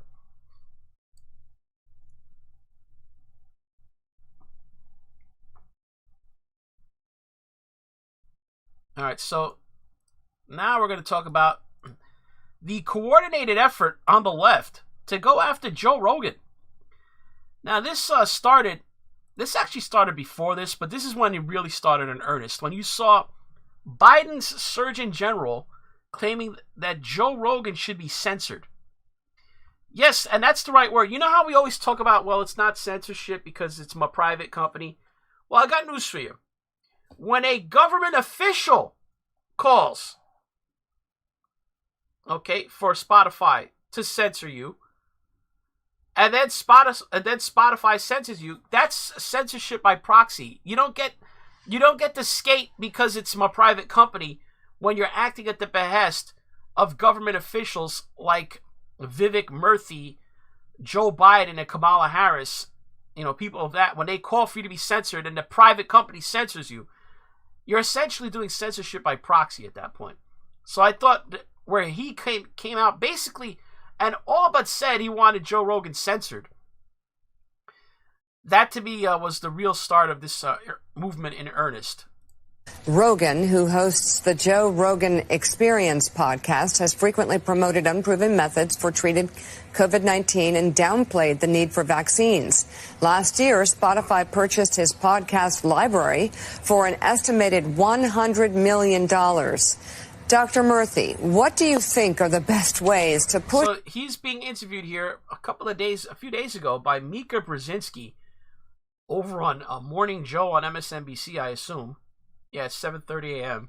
back on misinformation about COVID that continues to be aggressively pushed, whether it be Joe Rogan's podcast or all over Facebook? Well, Mika, it's such an important question because we can have the best science available, we can have the best public health expertise available, but it won't help people if they don't have access to accurate information. Something I've always believed as a doctor is that people have the right to make their own decisions, but they also have the right to have accurate information to make that decision with. Now, when it comes to how we root out the misinformation in society... So here you got a government official saying that you can only put out the approved government information. How is that not censorship? If they act on it, it's censorship by proxy. All they're doing is outsourced it to the private corporation. But here's Vivek Murthy telling you, you're only allowed to put out the approved government narrative. Society right now and give people access to accurate information, we've got to do several things. Number one, we've got to recognize that our technology platforms, particularly social media, these have an important role to play. These are the predominant places where we're seeing They got a role to play spreading your message? Is Joe Rogan required to be your mouthpiece? He can only put out your opinions and statements? Information spread. These platforms have still not stepped up to do the right thing and do enough, I should say, to reduce the spread of misinformation. But each of us also has a role to play here because we all have platforms. And particularly if you're somebody who has a large following, whether you're an entertainer, a politician, in the media, it's your responsibility, all of our responsibilities, to make sure that we are thoughtful in what we are sharing. This is not just about entertainment. It's not just about garnering clicks. This is about people's lives. And we have seen time and time again that misinformation costs people their lives. It's all notice everything with the left boils down to it's always lives. You have to follow socialism or authoritarian government because of lives. Everything's lives of the children. We all have this is not just about what government can do. This is about companies and individuals recognizing that the only way we get past misinformation is if we are careful about what we say and we use the power that we have to limit the spread of that misinformation. Use the power that we have to limit the spread. He's telling you right there, guys. He said the quiet part out loud. We got to use the power we have to limit the spread of misinformation. Who decides what's misinformation? That's going to be a critical part of how we get through this pandemic.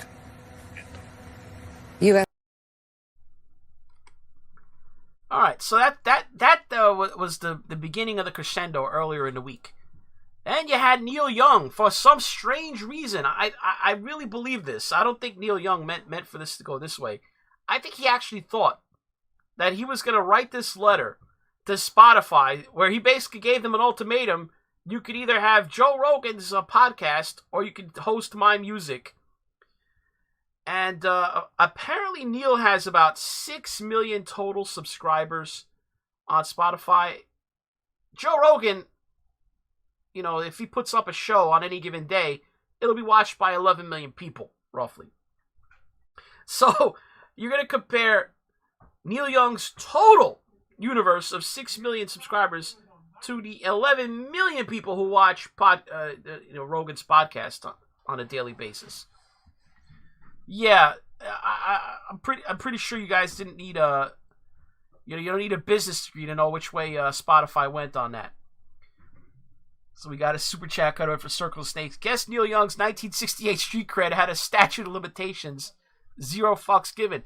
Yeah, what do we have with this Neil Young? He's this rock and roll figure, right? He's this folk figure. Suddenly is the voice of government mandates and big pharma. This is what we're reduced to in our dotage. If you're Neil Young.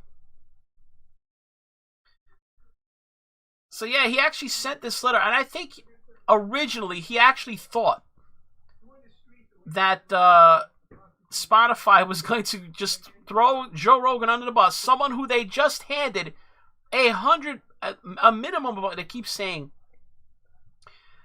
it's like $100 million plus for his library, and I guess for him to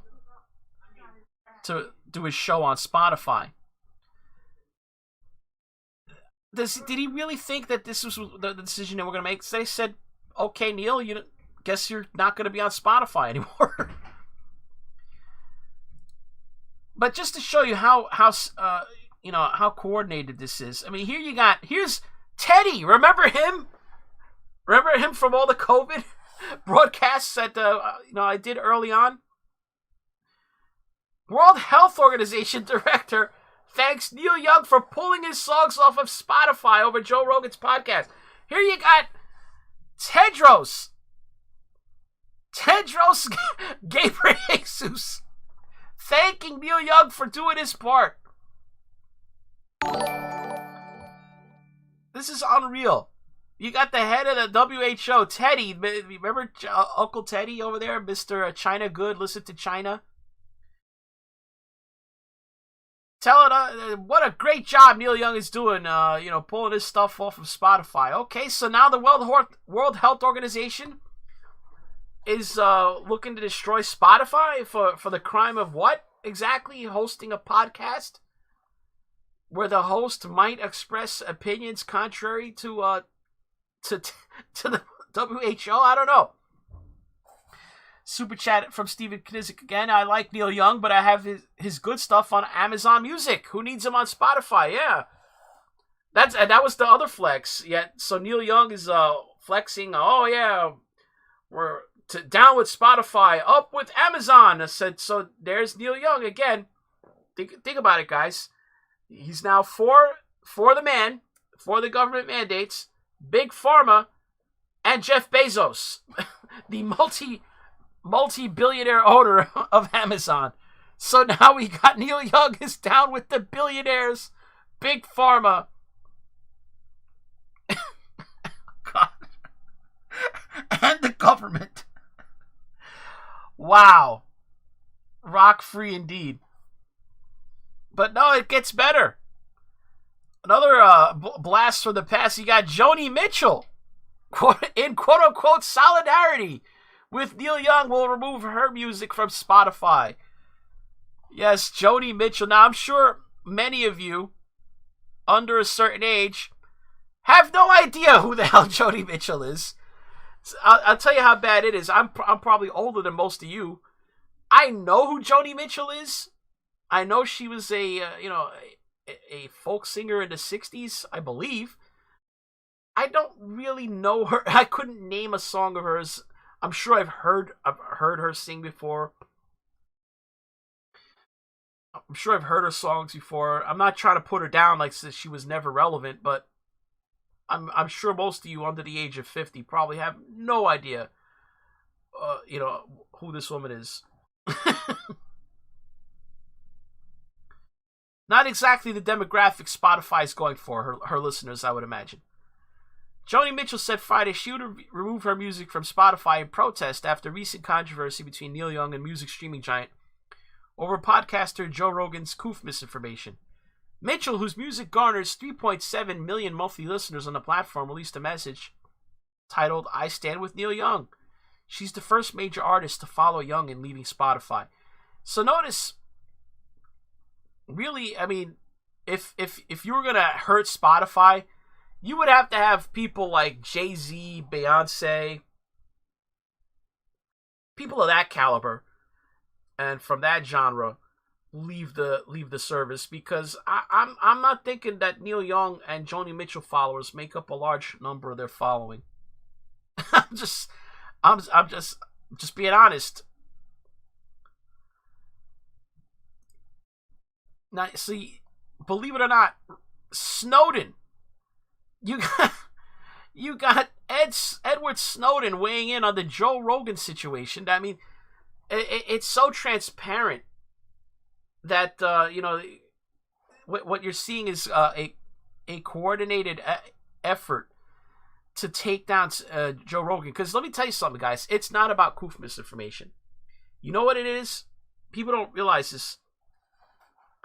Joe Rogan might be, maybe he might be the number one most influential member of the media that exists right now. Think about it.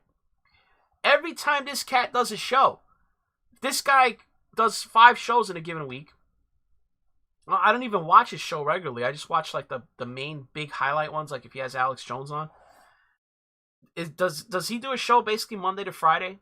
Because if he's getting 11 million viewers per podcast, and he does a Monday to Friday show, that means he's destroying the entire media. That's more than CNN, MSNBC, Fox News combined. They're afraid that this one man has that kind of influence. And the ironic part about this is Joe Rogan is not even right-wing. I think if you asked him, he'd say he's probably more on the left. And in reality, he probably is. As far as I know, there's only a few issues where he, kind of goes the other way. For the most part, as far as I know, Joe Rogan is on the left. He's not a crazy leftist. He's not a communist, but that's the whole thing. Incoming super chat, Circle of Snakes. Funny part, Neil doesn't even own the rights to his music. Sold a while ago. Even a picture of him trying to sell to Trump years ago floating around. Yeah, I think he sold 50% of the rights to some company. Steven Knizik, did Snowden take his music off Spotify too? I saw people issuing threats to put their music on Spotify if they did take down Joe Rogan. That's what's really going on, guys. It's not just Koof. Think about it. The Koof thing is dying down. How much longer can they keep maintain control using that dodge? This is their competition, guys. They don't want somebody not in the club to have influence. The people that listen to Joe Rogan, does Joe Rogan? I don't even think of him as a political podcaster. Joe Rogan just has people on. He'll have Elon. He'll have his Alex Joneses on there, but most of the people not listening to Alex Jones to listen to tell you who to vote for. Maybe during election season, they just listen to Alex Jones to laugh. He'll have Elon Musk on. You remember he had Elon Musk and got him to smoke up a joint? That was classic. He just has people on from all areas. So of late, because of the Koof stuff, he's had some medical people. The thing is, he doesn't just have people that agree with him. He had Dr. Sanjay Gupta on there a few weeks ago. That's CNN's medical expert. So this is, he just has people on, and then he talks to them. Exactly, guys. If you asked me, who Joe Rogan is most likely to vote for in the next election, if Bernie Sanders ran, he'd probably vote for Bernie Sanders. He actually said he'd vote for Bernie in another instance, and I think Bernie accepted his endorsement.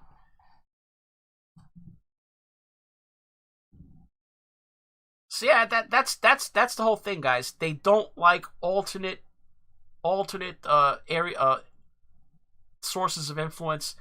Rogan is not in the club. He does not spout the established narrative, the only acceptable narrative. Or I remember even in the beginning of my stream, what did isn't that what Trudeau called it? The acceptable views.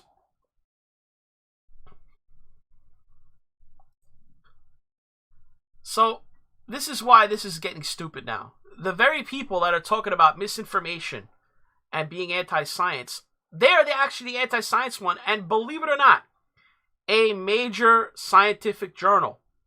This is we're going to hear the UK Academy of Science. They're one of the big five in terms of scientific journals. The UK Academy of Sciences has now come out in opposition to blocking medical quote misinformation on social media. And there's a good reason for it, because that's how science works, guys. Science is supposed to allow contrary views. You're supposed to be able to back up what you say. You know, contrary to popular belief, it's not like the scientists come out, say something radical that goes against the consensus, and then all the scientists subtly believe them. Think about who's the greatest scientist probably thought of in the history of science. Some people will say Isaac Newton, but I think most people, in the popular imagination anyway, will say Albert Einstein. Albert Einstein, they thought he was crazy when he first came out with his theory of relativity and all that. It took years before they accepted that he was right. Years. For years, the scientific community, most of it was like, no. It took until after World War I ended, and some guys were able to set up a telescope somewhere in a mountain, I believe in the Andes in South America, and check out a solar eclipse, and see that, oh yeah, the light does in fact bend around the star. So I guess gravity and large objects can bend light, and meaning that space time is bent. He said that, and the people thought it was nuts. It took observed data years later before he was finally vindicated. Incoming super chat from Stephen Knizik, 2022, Science is Obedience. Yeah, and the whole thing, the most infamous thing of a scientific dissenter, Galileo. You had the Catholic Church, remember, in the Western world, was the ultimate arbiter of truth. Here you had an institution that actually was the arbiter of truth, as far as most people were concerned.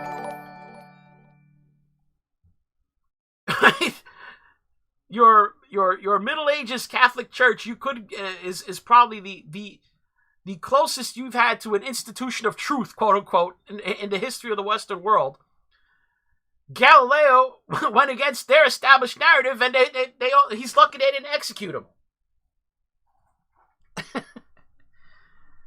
Well, let's read about this, the UK Academy of Science. One of the world's leading scientific organizations issued a report Wednesday arguing that social media sites should avoid censoring scientific, quote, misinformation. The Royal Society, the UK's Academy of Sciences, published a study of online scientific and health misinformation Wednesday, investigating root causes and brainstorming solutions. The scientists concluded that censoring content deemed to be misinformation is often harmful and antithetical to the principles of scientific inquiry. In the early days of the pandemic, science was too often painted as absolute and somehow not to be trusted when it corrects itself, but that prodding and testing of received wisdom is integral to the advancement of science and society. Frank Kelly, a professor of mathematics of systems at the Statistical Laboratory at the University of Cambridge, said in a statement on the report. All right, so, here you got the Royal Society coming out publicly saying, yeah, you might want to chill out on that, banning of, quote, misinformation. You're actually stifling science. The argument being made by the Royal Society would, in a more sane world, seem obvious to most people. The underlying foundation of science, as opposed to, quote, the science. Remember Fauci? I am the science.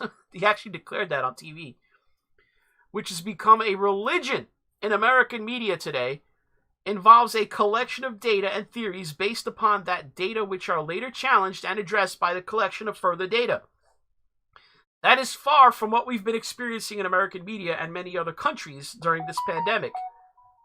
We've covered numerous studies here from around the world that suggest all manner of theories about the novel coronavirus, from its origins to the effects it has on humans. The CDC's guidelines, most prominently promoted by Dr. Fauci, have shifted so often that it's become a dizzying spectacle. Face masks have been found to be everything from useless to essential, depending on the type of masking material used in studies conducted around the globe. The vaccines are either safe, effective, and free, or unable to combat some of the recent variants, depending on who you ask. So, science is always changing. How could it change if you chisel it into stone and say any deviation from, quote, the science is heresy? That's not science. You've entered the realm of religion when you go into that territory.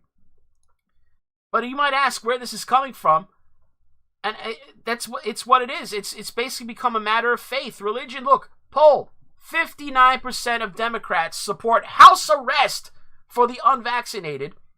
45% support sending them to designated facilities. A final solution for the unvaxxed, perhaps? Unbelievable. Almost half of Democrats believe that you should be sent to a camp, a designated facility, I guess we're calling it, if you're unvaxxed. So if you're wondering where this comes from, there you have it.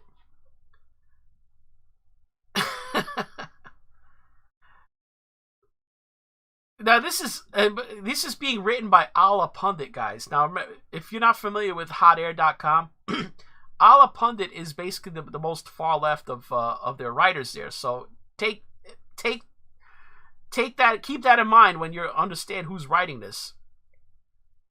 I remember when Obama was president, there would occasionally be polls asking people if they believed the latest outlandish claim about him, e.g. his birth certificate was doctored. And there'd always be high numbers of Republicans who said yes. But some analysts at the time pointed out that it wasn't really the case that all Republicans who answered yes believed it. Some were simply responding to a partisan cue, signaling their disapproval of a politician who they despised by choosing the least flattering option in a question asked about him. You could have asked them if they thought Obama was a werewolf, and some of them would have said, absolutely, a vampire too? Fine. But there must be an element of that in these results too. Ask extremely pro-vax Democrats whether the unvaccinated should be sanctioned, and some will agree before you've even finished the question. Do you think we should punish people who refuse to get their shots? Yes! 100% yes! And obviously not every Dem who's... I think that's wishful thinking. I think these people really do want you to be punished in some way, shape, or form. Maybe not all of them want you to be rounded up and sent to a, quote, designated facility. But trust me, I've heard people talk about fines... having child protective services called on you if you have children, all losing your job, all manner of stuff. So I think Allah Pundit is being too generous when he tries to rationalize it that way. So apparently Tim Pool was swatted actually a couple of times while I was not broadcasting. I don't think I'm going to talk about this too much. I don't think they have caught who the person was. And apparently Tim, they were doing a show live, and the cops just walked in. Here's what that looked like. 7 pandemics, and there's only 4 cases of them You have to look real early, but a cop just goes across the screen while Luke was talking. It happens really quick. 7 pandemics, and there it is. So they were broadcasting live when the cops just walked into their studio. There's only 4 cases of them that didn't result in a revolt or large-scale protest afterwards. And they actually announced a number of times. Yeah, the cops just walked in. Yeah, I don't know what's going on here. Should we? Yeah, that I was looking at my notes and I was like, did somebody swat you? Yep, somebody swatted us. So his guest that night, ironically, was former police officer Brandon Tatum. I guess he was hawking his book, Beaten Black and Blue. And then the cops walked in. Did they really? Yep, somebody swatted us. So that's How do you know? What that How do you was. know? I have somebody texting me. Oh, yeah, okay. so Tim's gonna go take care Yeah, so Tim left the show, actually, for a few minutes to see what the hell was going on. So, yeah, just a police officer entered here, looked around, because it looks like someone swatted this live broadcast here. Glad they didn't come in here bussing, man. I'm glad, yeah, man. I mean, that's something that's extremely dangerous, extremely reckless, because, you know, SWAT incidences have led to a lot of innocent people dying. Death. Dogs being shot, people thinking that their house is being raided by criminals defending themselves. Didn't Ian Miles Chong swat somebody and get their dog killed, or am I thinking of the wrong guy? I thought he was involved in some kind of swatting incident. Super chat from Stephen Knizek. I felt Tim's rage in his voice when he said that. His beanie was vibrating. I think Tim was pissed that the cops searched his house without a warrant. I don't think Tim knows about exigent circumstances. So what the deal was is somebody called the police where Tim lives and reported that 2 people had been shot and killed and that the gunman was threatening to hurt themselves. So that's what was going on there. And I think there was I don't think I have it anymore, but somebody had the actual audio of the call, maybe. But here's where Tim came down during he put it on Cass Castle, and he was not happy when the cops were searching his place. Regardless of the circumstances, and I'd appreciate it if you would leave. Nervous. You asked them for a warrant. I did ask them for a warrant. The reason they could come in is for this. They said we're going in anyway. It's 3 a.m. right now, and we're gonna go take the chickens. All right, I don't want to see the chickens, all right? I'll go to the part where they get swatted, and Tim goes down to deal with it. So it looks like the first cop makes entry, and the guy doesn't know who he is. Man. I'm glad, yeah, man. I mean, that's something that's extremely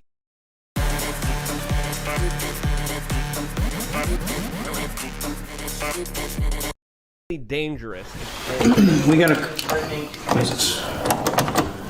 call saying that 2 people were shot and another was threatening suicide. Is this sealed off? So to the cops' credit, although they did come, it was like about 8 or 9 cop cars that showed up there. They didn't run in there, you know, guns out, kicking doors in and stuff like that. They did announce themselves. There were people outside, so that explains also probably why they did that. And so they didn't. I think they only sent like 2 or 3 guys in at first, and they didn't have their guns out, which is fortunate. Yeah, it's an attic. That's completely sealed or no? Yes, as far as I know. Or can you lift that? I think they're still doing work on it. Like they put that down. I'm not sure what they're doing. But yeah, it's like they're. Yeah, chat. Not only is it a big house, it's a freaking maze. I've seen some tours that they put. They put often, you know, tours in Cass Castle, and it's clear that place is a maze once you start going upstairs. What's that? The room with the key, the roof is sealed. Okay, alright. So there's steps, but it goes to like a roof/wall. Okay. And then there's a locked door in there. See, there is a locked door in here? Yeah. Do you have a key for that door? I don't, no. Here we go. Excuse me. Yep. I guess this is a sound studio where I forget the name of Tim's sound engineer, but he makes the music for the show and for his channels. Thank you. Yep. Yep.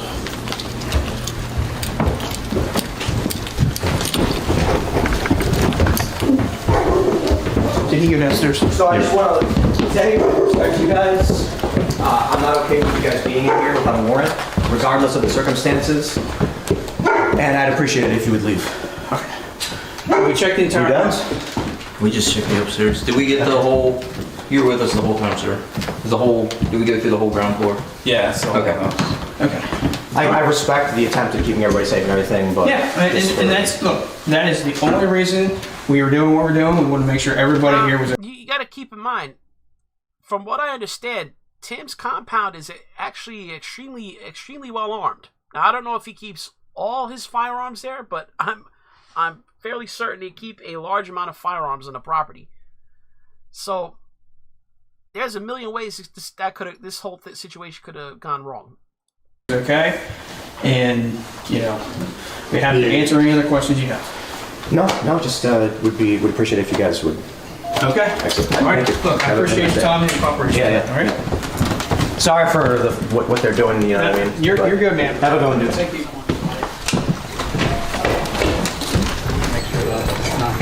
Yeah, I just Yep. All good. All right, thank you. Thank you, ma'am. Sorry for the bother. Thank you for... Glad to see people safe, right? Yeah, I appreciate it. Thank you.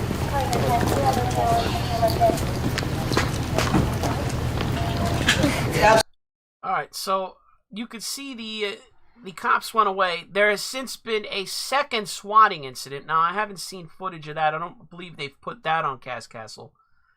But yeah, there was a second swatting incident during another stream that Tim was doing last week.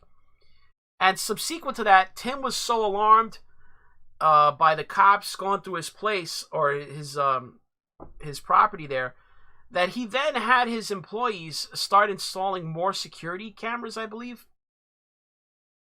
And that subsequently apparently caused a fire in the Castle, as they call the place. Let me see if let's see. UPS worker drives off with our mail. Brian takes action. Marriage wins friendship. Dude completely loses it. Bad person trash talks dead artist's work. Lydia outraged after finding poop in her custard. Tears shed. No, where's the fire?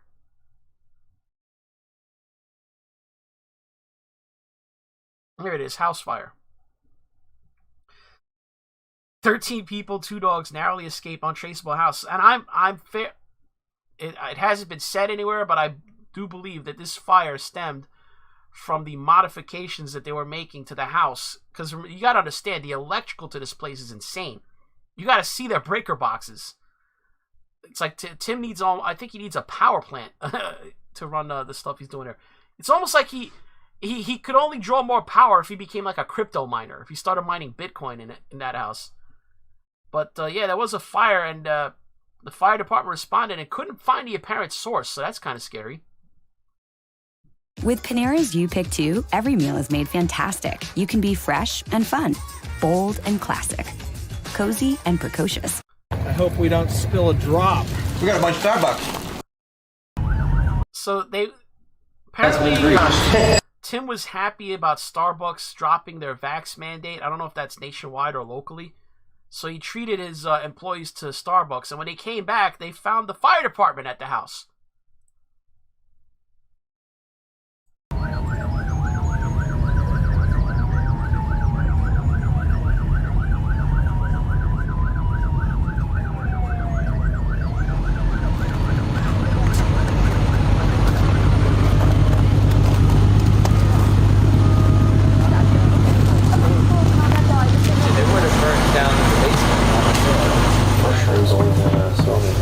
Yeah, that's the only one. There's nothing on this one. The hallway. So you got the Loudoun County Fire Department now searching through the house to find the source of the smoke and smell. In that room over there? That first... Yeah. Oh, in that room? Yeah, so smell it there, but that's the only one I smelled it. Yeah, right when I smelled up, there was definitely a steam.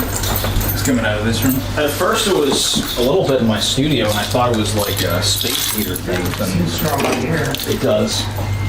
This one for sure. You can see a haze. Right.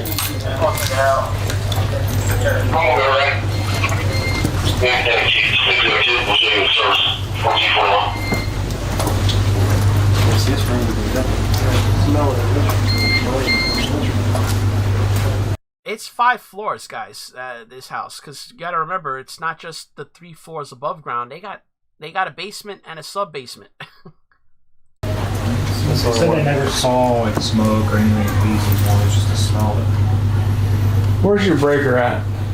In the basement, and then there's another. All right, this one would do. Can you all get downstairs, cut that breaker back on? Sure. Yeah. All right, so we're about to see the breaker boxes for this structure are insane.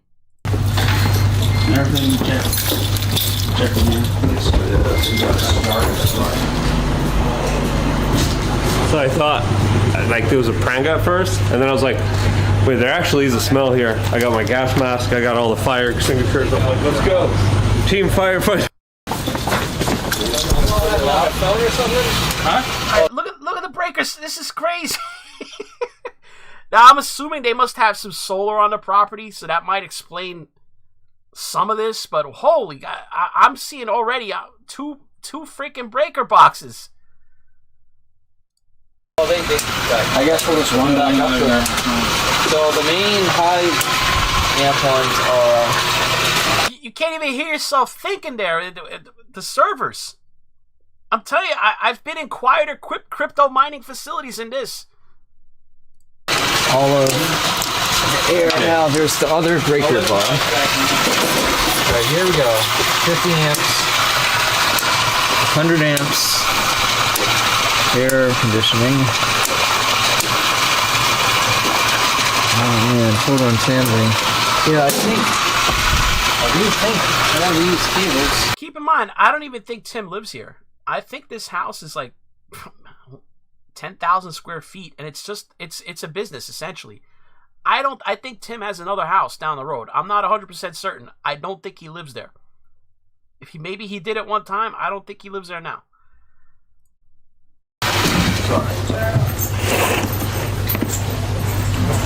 I was in the bathroom, came out, in the middle of a song, came out, smelled like smoke in my room, then I heard the alarm going off out here, so I came out here, and it was way worse out here. They've been trying to install like a line going from way up there to way down here for security purposes, and something must have gone wrong. So he's explaining, and I think they were doing work in that place, installing new lines. I think we could see it. May not even be in this video, but they were drilling holes in walls and running lines up through ceilings and floors.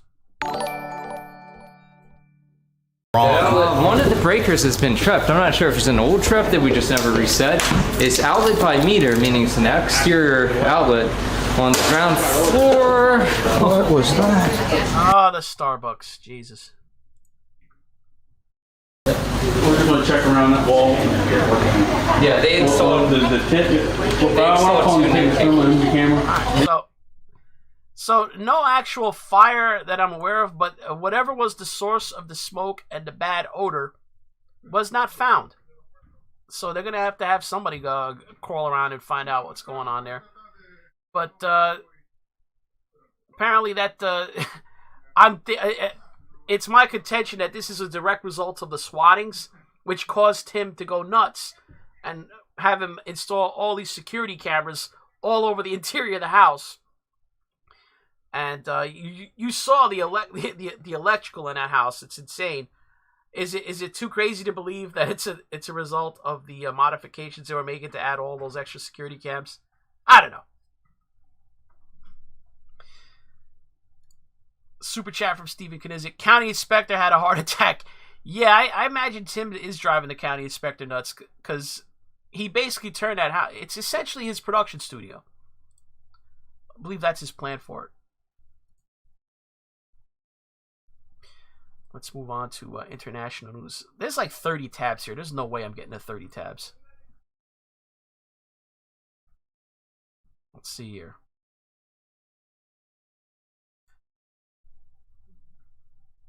Kazakhstan government resigns as demonstrators set fire to Capitol. Now here's a real insurrection, guys. Somebody needs to show this to Joe Biden. This is what a real insurrection looks like. when the demonstrators set fire to the Capitol and toppled the government, yeah, that's what a real insurrection is. Demonstrators set fire to the Capitol in protest of rising fuel prices and the political hold of former President Nursultan Nazarbayev. Videos throughout the country show the protests yelling, "Old man, go away," and gunshots were heard while public buildings Old man, go away. Are they talking about Biden? are burned in the city of Almaty, Reuters reported. All cabinet members resigned in response to the outburst, but protesters still have the path of destruction. Police were seen using water cannons and stun grenades against demonstrators. Protests triggered by a spike in fuel prices and 3 decades rule of Nazarbayev, who still has control over his party and is in charge of the Security Council. All right, so fuel prices drove the revolt against the government. This, mind you, this story was written, guys, on the 5th. So this is like 3 weeks. It's like this happened in Kazakhstan. And did you hear about it? Nope. Kazakhstan's government resigned on Wednesday as demonstrators set fire to the capital in protest of rising fuel prices and the political hold of former President Nursultan Nazarbayev. Videos throughout the country showed protesters yelling, "Old man, go away!" and gunshots were heard while public buildings were burned in the city of Almaty. All cabinet members resigned in response to the outburst, but protesters still left a path of destruction. Police were seen using water cannons and stun grenades against demonstrators. No, so in case Biden wants to know what it looks like when a violent mob actually does want to oust you, that's what it looks like, guys. Thank you, John Arnott, for your generosity there. The protests were triggered by a spike in fuel prices and the 3-decade rule of Nazarbayev, who still has control over his party and is in charge of the Security Council. Current President Kasim Jomart Tokayev was picked by Nazarbayev. Calls to attack premises of civilian and military agencies are absolutely illegal. This is a crime and legal punishment may follow, Tokayev said in response to the protests. Let's see, Almaty's police chief Kanat Tamerdenov said in a statement, 120 vehicles have been burned, 500 civilians have been injured, and dozens of businesses have been destroyed. See, that's what an insurrection looks like, guys. Okay, you don't have this insurrection where a bunch of boomers with, with cell phones walk around taking selfies and live streaming as they walk around inside the Capitol. You know, it's amazing how hundreds and hundreds of violent insurrectionists ran around the Capitol on January 6th and set no fires, caused really no major destruction. Other than knocking over some papers and some petty theft. Podium was stolen, I believe. Or was it Nancy Pelosi's laptop? In California, would that even get you a misdemeanor charge? Is that $950? Anyway. So that's what's going on in Kazakhstan. You had in South Africa, and their parliament was set on fire. What's with all the fires and attacks on parliament? South Africa parliament fire suspect had explosives. Again, if you're going to try to attack your government, it probably helps if you come with some sort of incendiaries or explosives to attack your parliament, your lawmaking body. Here's Zandal Christmas Mafe was arrested in the parliamentary complex, police say. A man who allegedly set fire to South Africa's parliament was caught with explosives, prosecutors say. Zandil Christmas Mafe is facing 5 charges, including 2 counts of arson, following the blaze which began tearing its way through the historic Cape Town building Sunday. Again, this is another old story. 4th of January, guys. Did you hear about it? Nope. Mr. Mafe is the only person arrested in connection with the fire, so he actually set fire to the Parliament building.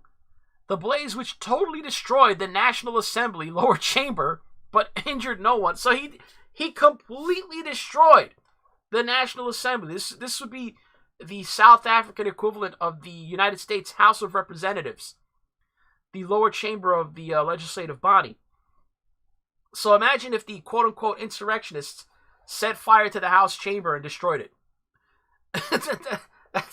That's what would have happened the day democracy died, guys. But no, we had a Buffalo shaman pose on a live stream. The sound of cameras clicking erupted as he entered the room wearing shorts and a creased t-shirt, and he appeared unkempt and dazed, according to the BBC's Nomsa Maseko. So here you could see the fire. It was quite serious, actually.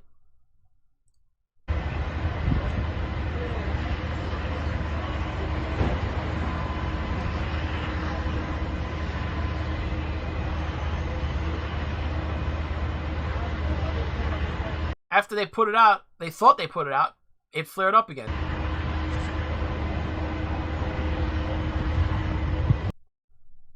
So,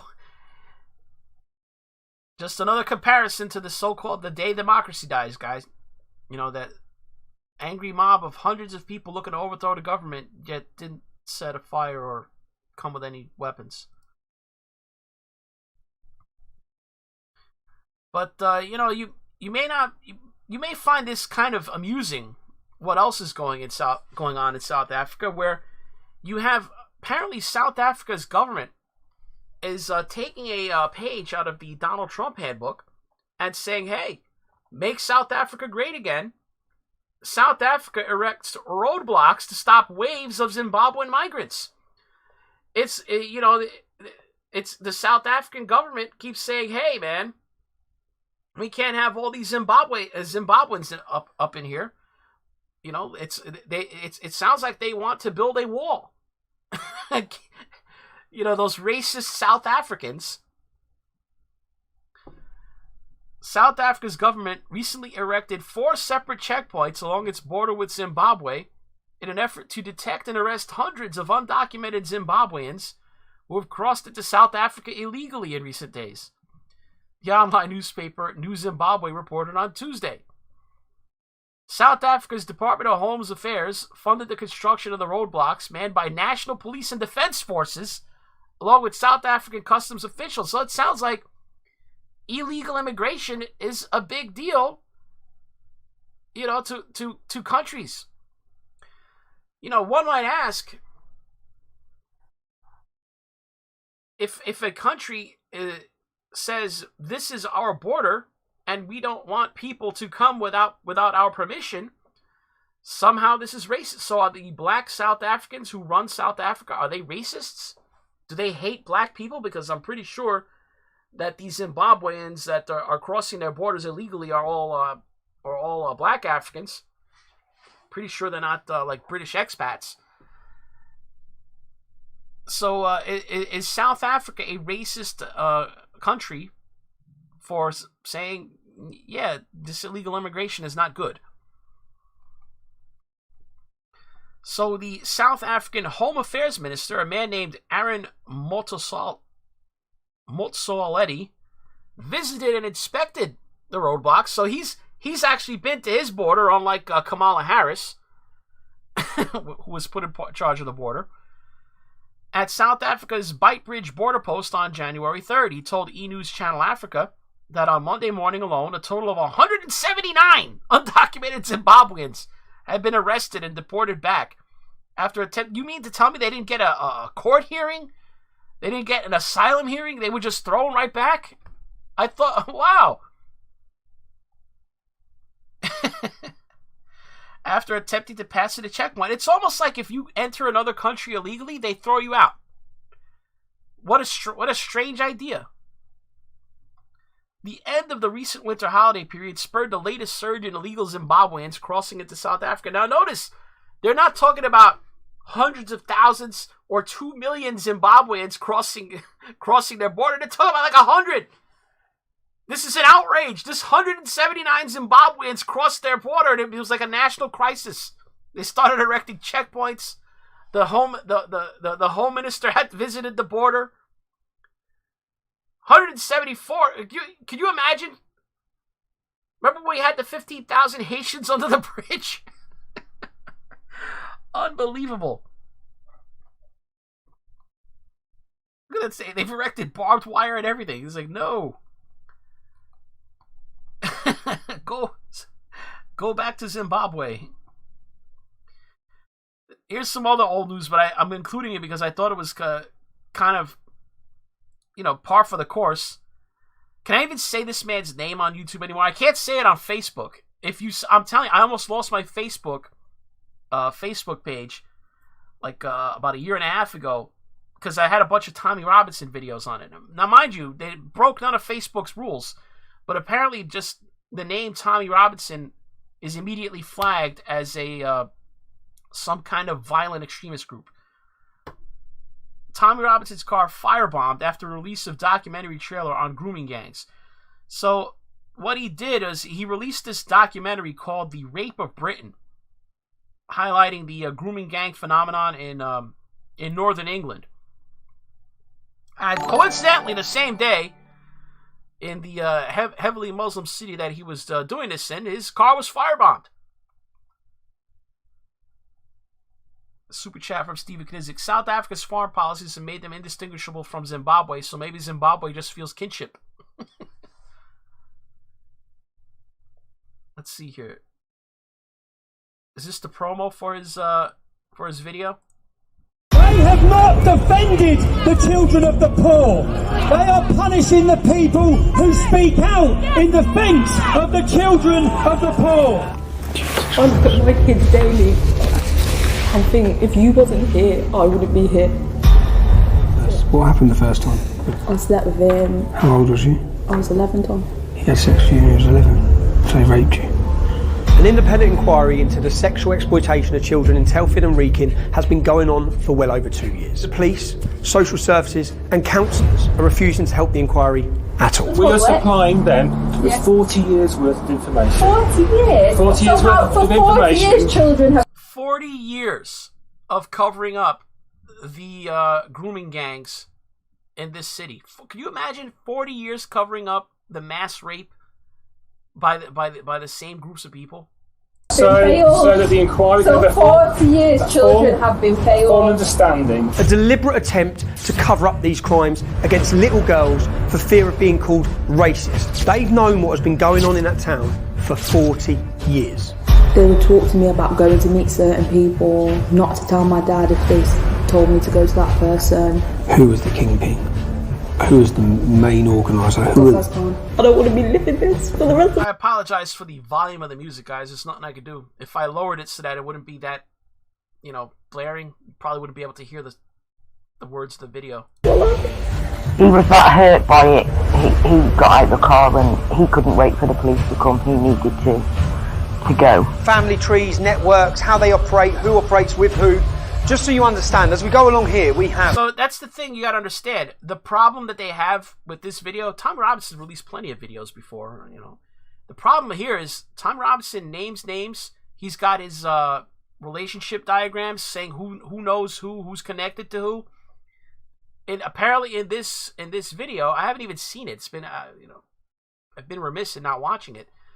But from what I understand, he names the names of the people responsible, the people doing the grooming, the people doing the the assaulting the girls, and he draws the connections. So, that's the problem they have with him.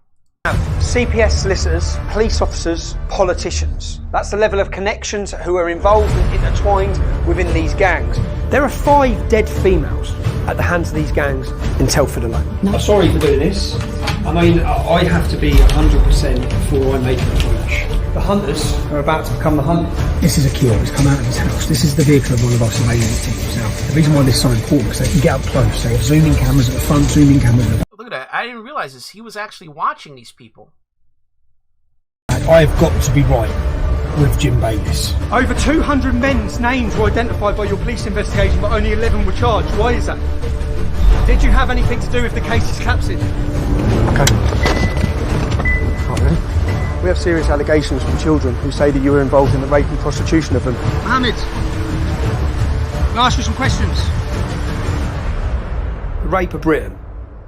Saturday, 29th of January 2022, 2 p.m. in Telford. Be there. Oh, look at that. So it's releasing today. It's releasing today. No wonder I haven't seen it. So this is I'm laughing at this situation, but This is not a funny. It's not a funny thing. 40 years. 40 years they've been covering up these crimes in Telford. I knew it was a long time. I didn't realize it was 4 decades. I don't understand. That's like 2 entire generations of cops. Do they have a cop on the Telford police force who served there even 40 years? I bet you retire long before you serve 40 years.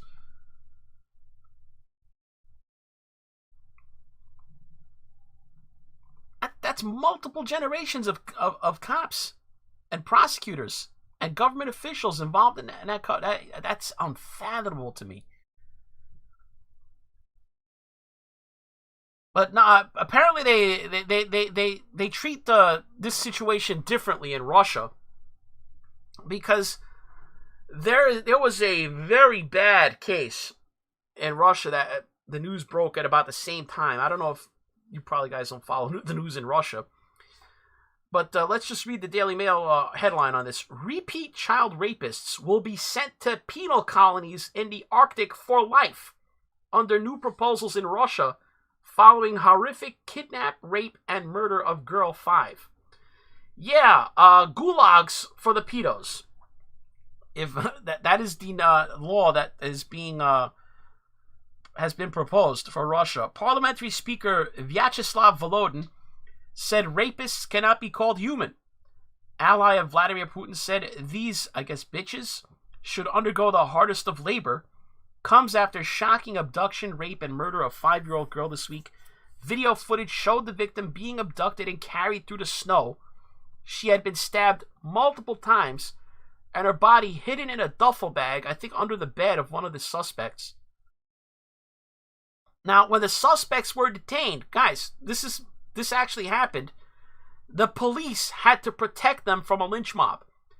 A mob of angry Russians gathered and was demanding that the police hand over the rapists so that they could hang them or something to that effect. Russia is to toughen its child sex laws this month to automatically jail repeat pedophiles. That's how they say it in the UK. Is it pedophiles? For life in harsh polar prisons. So you get life in the gulag under the new law in Russia. Monsters who sexually abuse children will serve their sentences in hard labor penal colonies in the Arctic, where they could be forced to work in Siberian mines. The country's parliamentary speaker said. So gulags, for the first time, I'm in favor of gulags. They, Vladimir Putin's won me over. Gulags for pedos. The new legislation is being pushed through after a horrific case this week of a girl 5 abducted by a recidivist pedophile and his lover. So this is a repeat offender, mind you. Then raped and stabbed to death. Veronika Nikolaeva had been playing near her mother's workplace in Kostroma, and video showed how she was snatched before being abused. The helpless girl struggled and fought back. Passers-by did not pay attention to her distress, and the men took her to their hostel. Her corpse was later found in a duffel bag as the suspects named Denis Gerasimov, 44, and Vadim Belyakov, 24, planned to dispose of her body. Here you can see a picture from the video, or here's the video of them snatching this 5-year-old girl and carrying her away so they could sexually abuse and murder her. Here you can see the guy's carrying her there. Them running with the girl. Running through the snow. These sickos. This guy is like, oh, what's going on there? Oh, well. It's a couple of vagrants carrying off a child.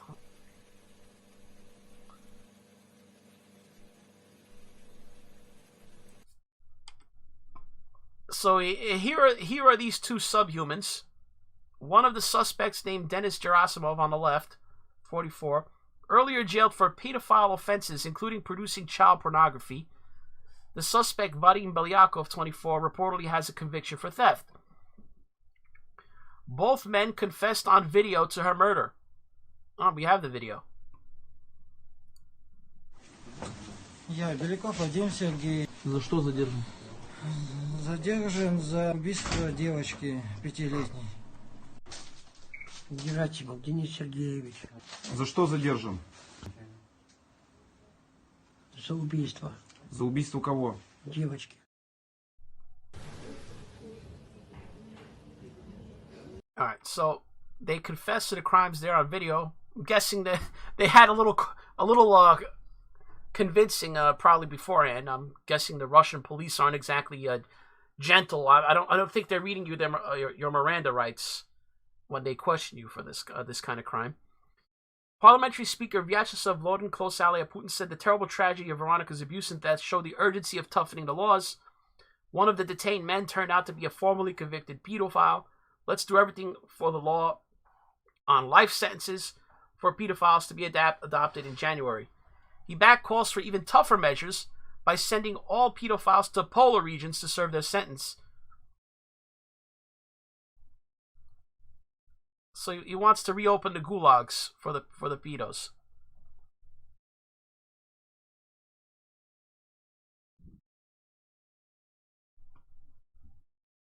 So here's the lynch mob stuff.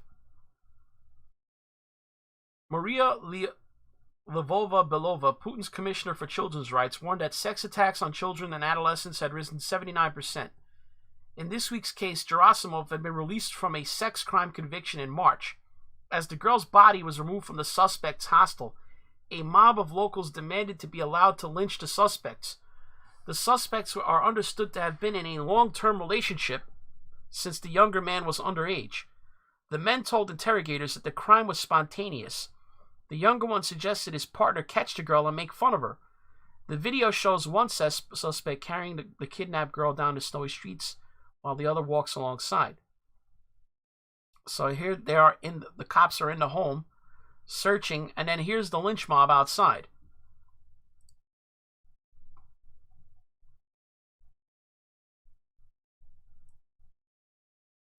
So they found her in there. I think they found her under one of these beds, like stabbed 50 times and stuffed in a duffel bag, if you could believe this.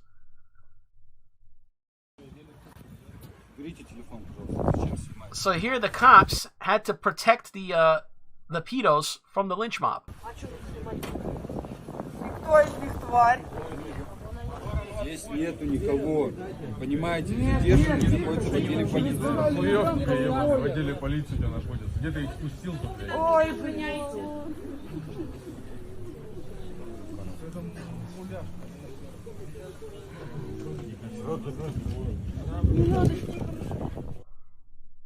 Alright.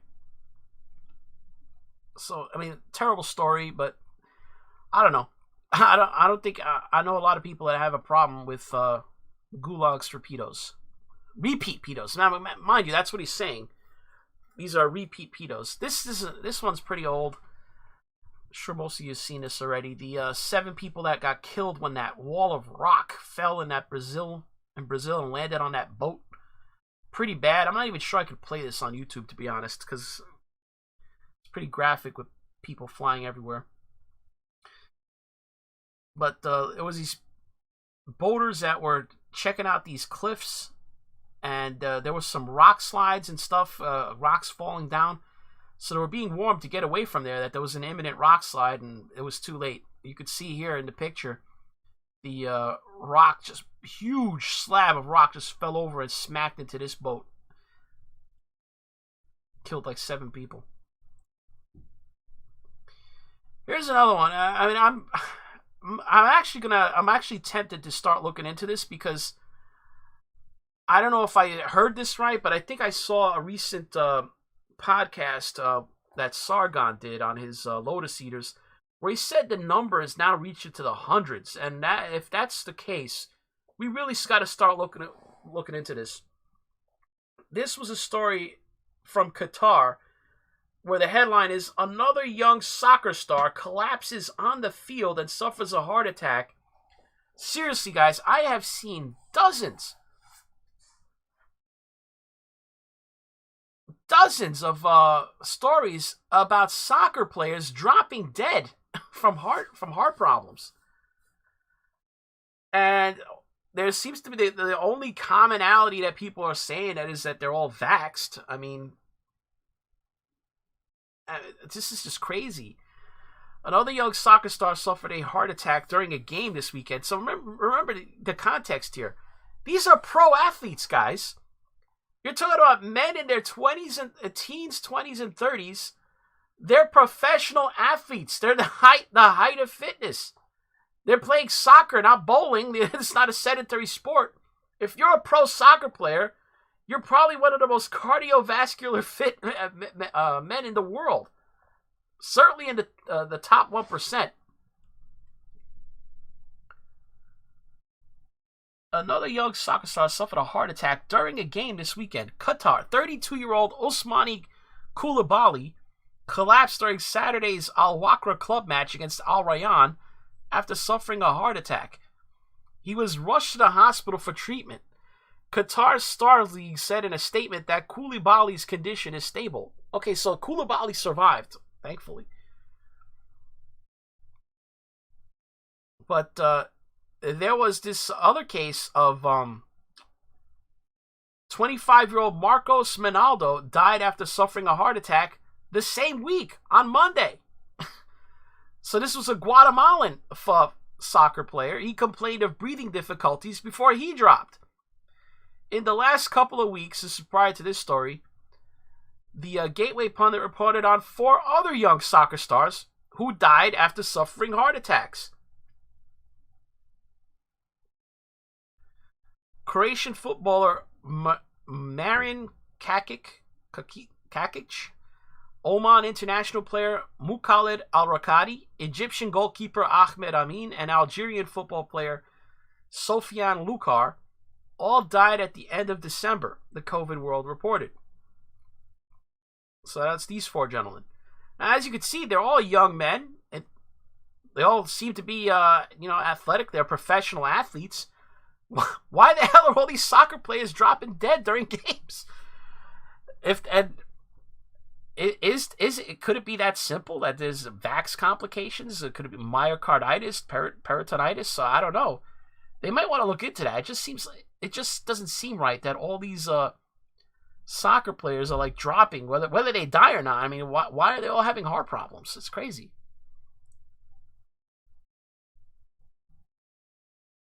This is a related story. Triple vaccinated Swiss Olympic athlete Fabian Schlumpf diagnosed with myocarditis. She's a professional athlete, may never be able to compete again. Triple vaxxed Swiss marathon. So she's a marathon runner. I mean, how much more heart healthy can you get than running marathons? Literally, I mean, come on. Triple vaxxed Swiss marathon record holder. She's the top 1% of 1% probably of athletically fit women. An Olympic athlete, Fabian Schlumpf, was diagnosed with myocarditis and may never be able to compete again. The 31-year-old Swiss runner announced on her Instagram account Thursday she developed myocarditis. At the time being, she's not allowed to play any sports and participate in training. A local newspaper confirmed that Schlumpf had been vaccinated and boosted and has never been infected with COOF before. Most often, a viral infection leads to myocarditis. Schlumpf does not see a connection with COOF. She had been vaxxed and boosted and has not been infected so far. Actually, she wanted to travel to the training camp in Portugal at the beginning of the year, but nothing came of it. Nobody could say how long I will have to take a break. So again, another vaccine-boosted woman out of the blue just develops myocarditis. May not be able to play again.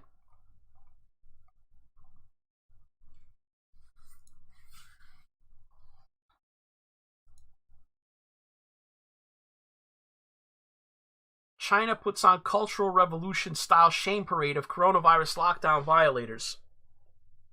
And before I go on to that, we got a super chat from Stephen Knizek. Vax plus vax plus vax plus booster plus booster plus booster plus booster plus booster plus done in less than a year equals maybe health issues. Yeah. So here's the Chinese Communist Party. They've taken now the vax mandates. I guess they've gone as far as they can. Just when you think they have, no, let's go full Cultural Revolution. We'll now put on a shame parade of lockdown violators. So if you violate lockdown orders in China, you get paraded before the mob and publicly shamed. You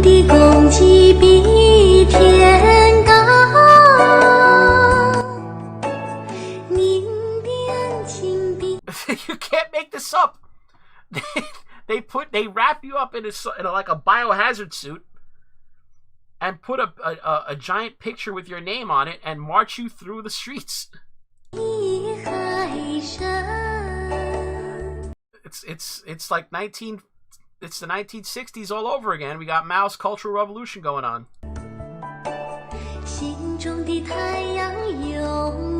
Could you imagine if they even suggested doing this for violent criminals? The left would lose their minds. Oh my God! Cruel and unusual punishment.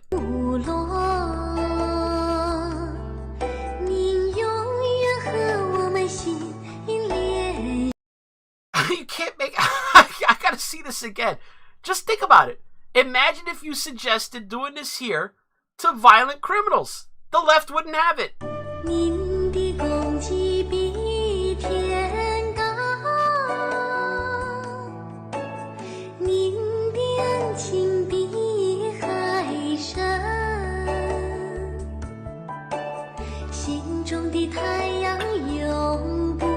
The music is killing me, guys.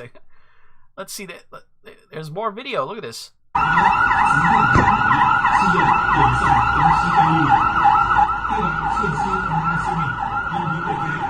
They're literally parading this person through the city. It's saying his name over a loudspeaker. Oh, they got a truck full of them. I just realized it's a truck full of quote unquote coof criminals.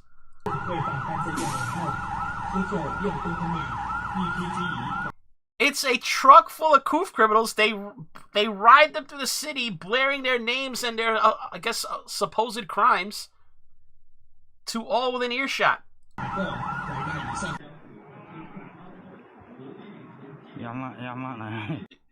Men with guns parade you. They line the street.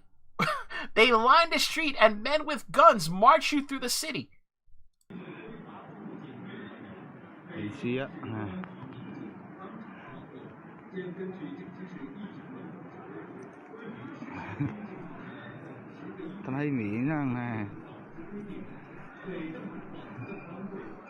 And then they line the people up and make them watch. Look at this.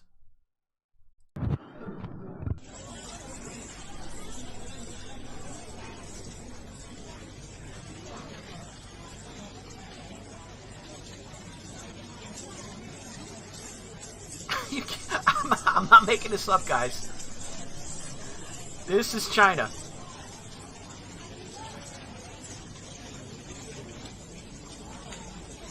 Yeah, that's a good point, chat. I'm sure this is not the worst thing happening to them in communist China.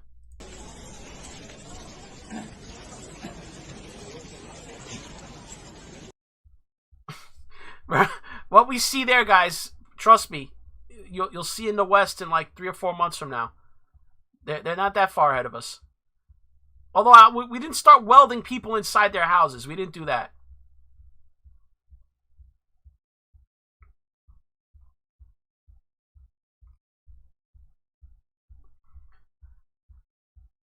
This China again. China has an AI computer prosecutor that files charges against people. So if you think you have to convince a prosecutor that you're innocent of the charges that he might levy against you, how do you do that with a computer?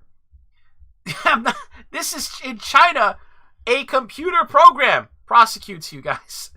You can't. Researchers in China say they've achieved a world first by developing a machine that can charge people with crimes using artificial intelligence. The AI prosecutor can file a charge with more than 97% accuracy based on a verbal description of the case, according to the researchers.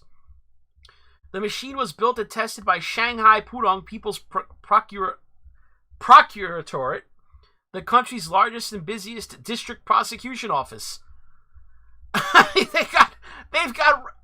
They've got AI prosecutors now, guys. China getting very efficient with their tyranny now.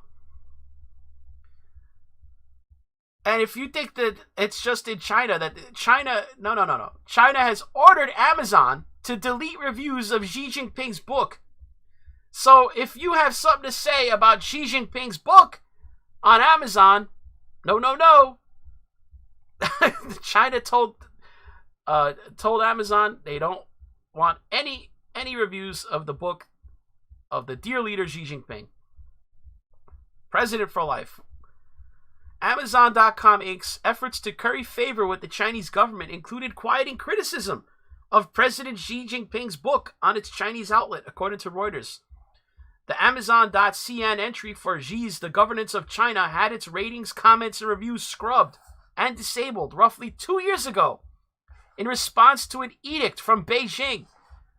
The report says, triggering the request for reviews rating the work at less than the maximum 5 stars. Somebody gave it a 4.5-star rating, and probably that triggered Xi Jinping, according to one of the unidentified people familiar with the incident. The move was part of a broader campaign to ensure that Amazon could carry on with business in the world's most populous country, where its Kindle and cloud computing operations have room to grow. By 2018, the company received an increasing number of requests from Chinese watchdogs to take down certain content, mostly politically sensitive ones.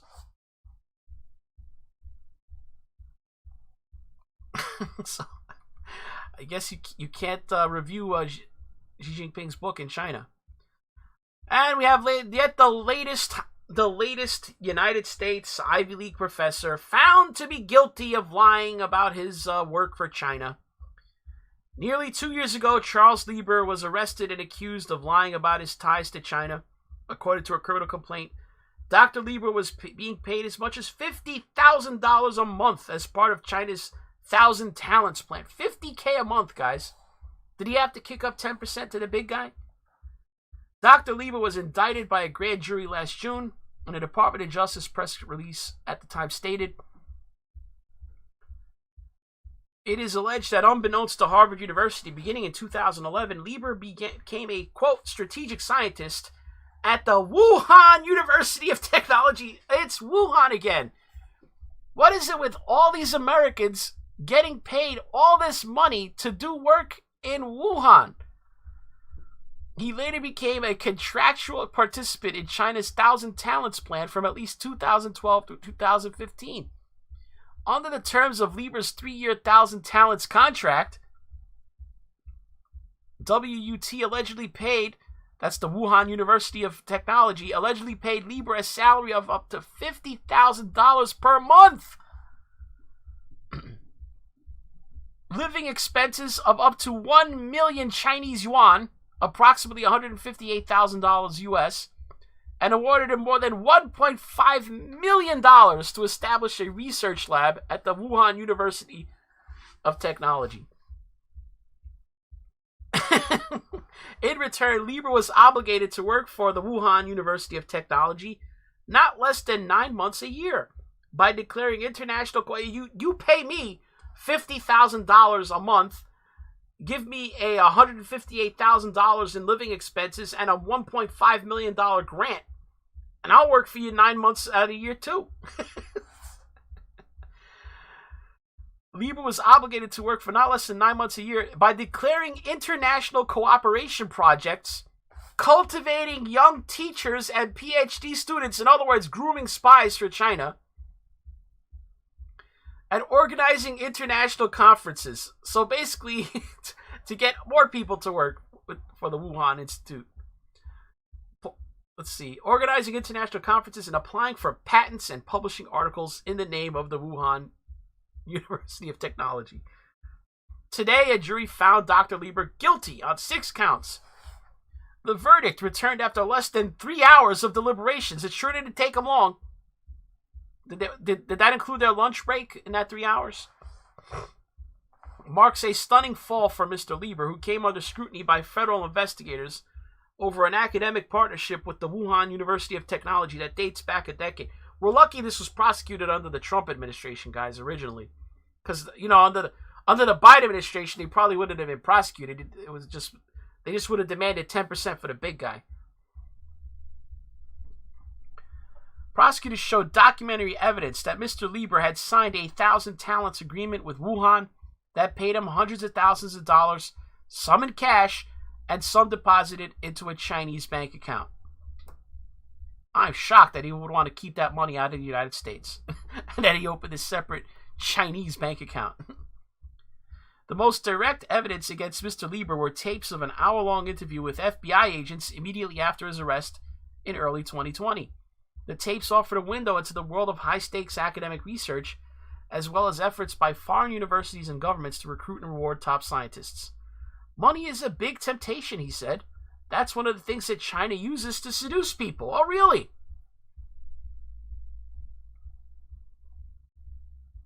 In the video recordings, Mr. Lieber acknowledged he was paid in cash during his visits to China and gave the money to his wife for their living expenses, such as groceries. Doesn't he find it suspicious that a government university is paying him in cash? Just like it's like in a bag? Was it in a bag or was it wrapped in tinfoil? What the hell?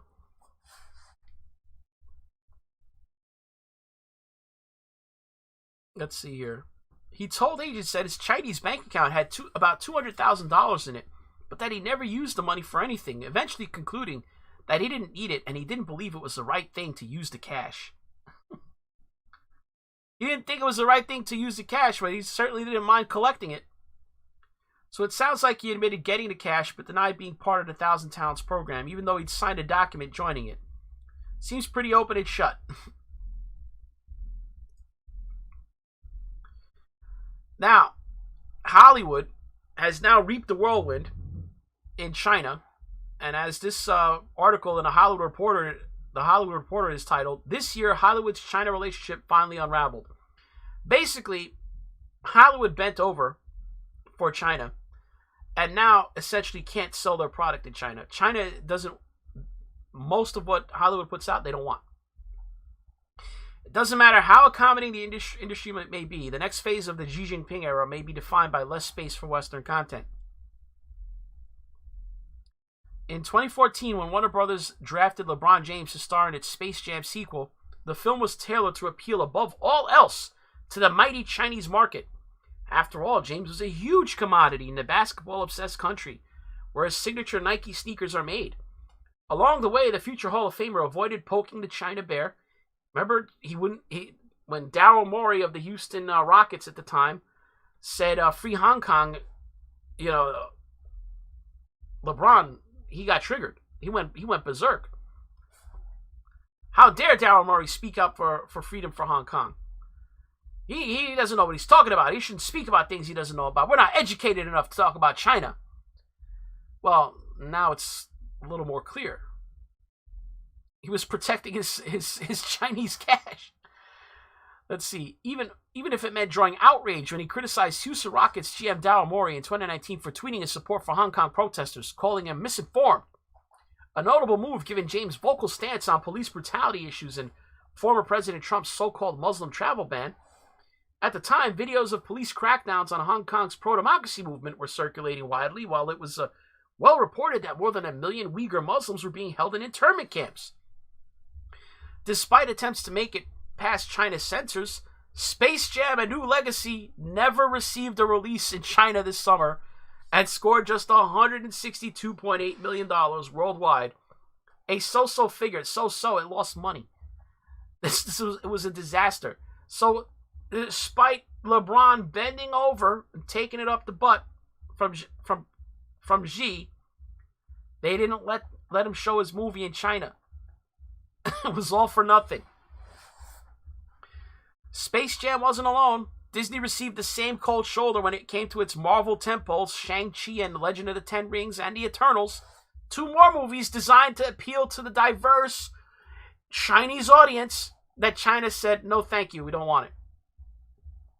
Films built around Chinese talent in order to make a giant showing in the market. To no avail, neither film given a release in the country that continues to take heat for reported human rights abuses. Hollywood's silence on those abuses has become deafening as other industries and entities have begun to confront China. In fact, 2021, with its diminishing economic returns in the country, marks the year that finally cooled the Hollywood-China romance. So, essentially, they could barely show the movies in China's before. Xi Jinping has essentially put out a directive anyway, where he doesn't want Chinese citizens corrupted by Western influences.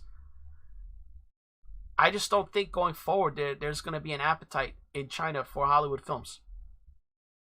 Maybe they'll let an occasional Avengers movie sneak through as long as it doesn't have any kind of woke stuff in it. But I think the days of Hollywood thinking that they're gonna ride the Chinese, have rivers of Chinese cash flowing into their, that's done. But hey, remember, Trump gets a little blame for this too, because even though he made a little verbal pushback against TikTok, are we now shocked that China's spy app TikTok is now more popular than Google? They could have killed this. They could have killed this thing in the grave. But it's true. It's to the point where they let TikTok live, and it's now more popular than Google. TikTok has dethroned Google as the most popular domain in 2021, according to Cloudflare's 2021 year in review. In 2020, the video sharing platform was ranked number 7, while Google came in at number 1. This year, TikTok came in first. So now, the most popular social media app in the world is now essentially controlled by the Chinese Communist Party. Came in at number 1, followed by Google, Facebook, Microsoft, and Apple in that order. Cloudflare's 2020 and 2021 rankings don't offer a perfect comparison. Google is well aware of TikTok's dominance. The site has been looking to become increasingly focused on video. I'm actually pretty much in favor of this now. I would love to see all the arguments about my private company marshaled against TikTok. Because you know what TikTok is doing, guys? TikTok, when they wield the ban hammer, they tend to wield the ban hammer against left-wing content, the social justice stuff. They don't want that in China. So all the arguments you hear about how we get from a private company here in the U.S., how it's good when they're banning the quote unquote the Nazis. When TikTok does the opposite and basically get homosexual channels, we don't too much trouble. LGBT, no, we don't like that content. TikTok, believe it or not, they're pretty base when it comes to banning stuff. And I am just gonna enjoy. I'm just gonna keep eating that popcorn and watching TikTok just get more and more authoritarian in their banning of left-wing content. It's just gonna be a lot of Schadenfreude, guys. See, Communist China's TikTok dethrones Google as world's most popular domain. They only have themselves to blame, guys.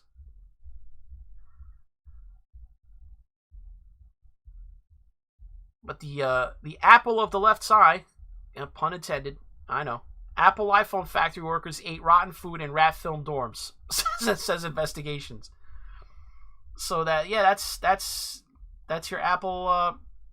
Keep buying your Apple products, lefties.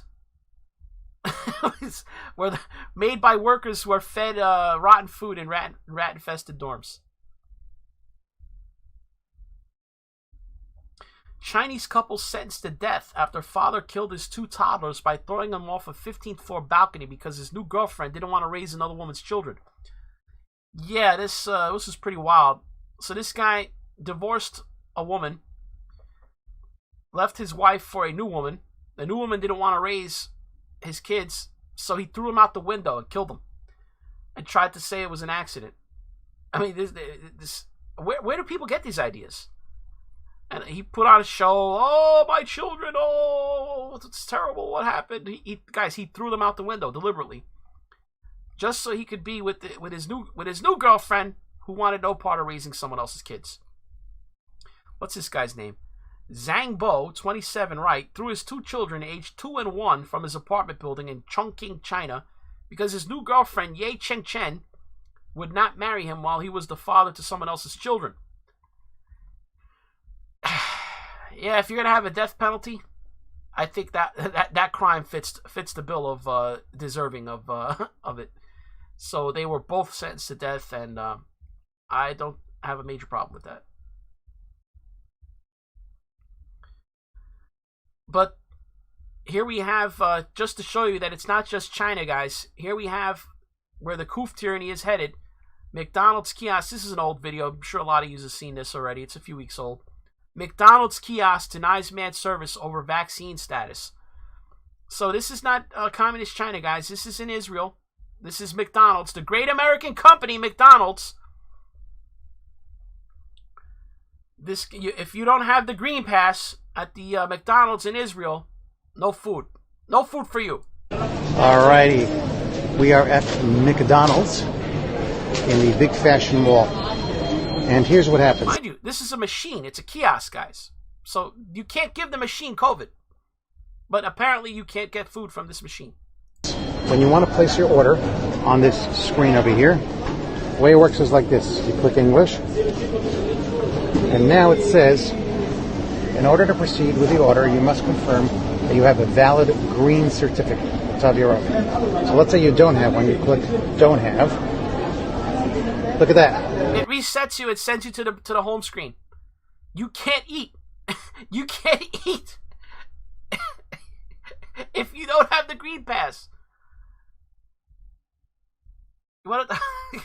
Can you see where this is going, guys? It blanks out the screen.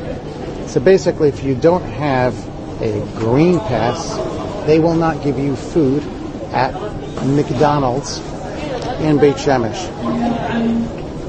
Sounds like Nazi Germany. That's where we're at. Wow.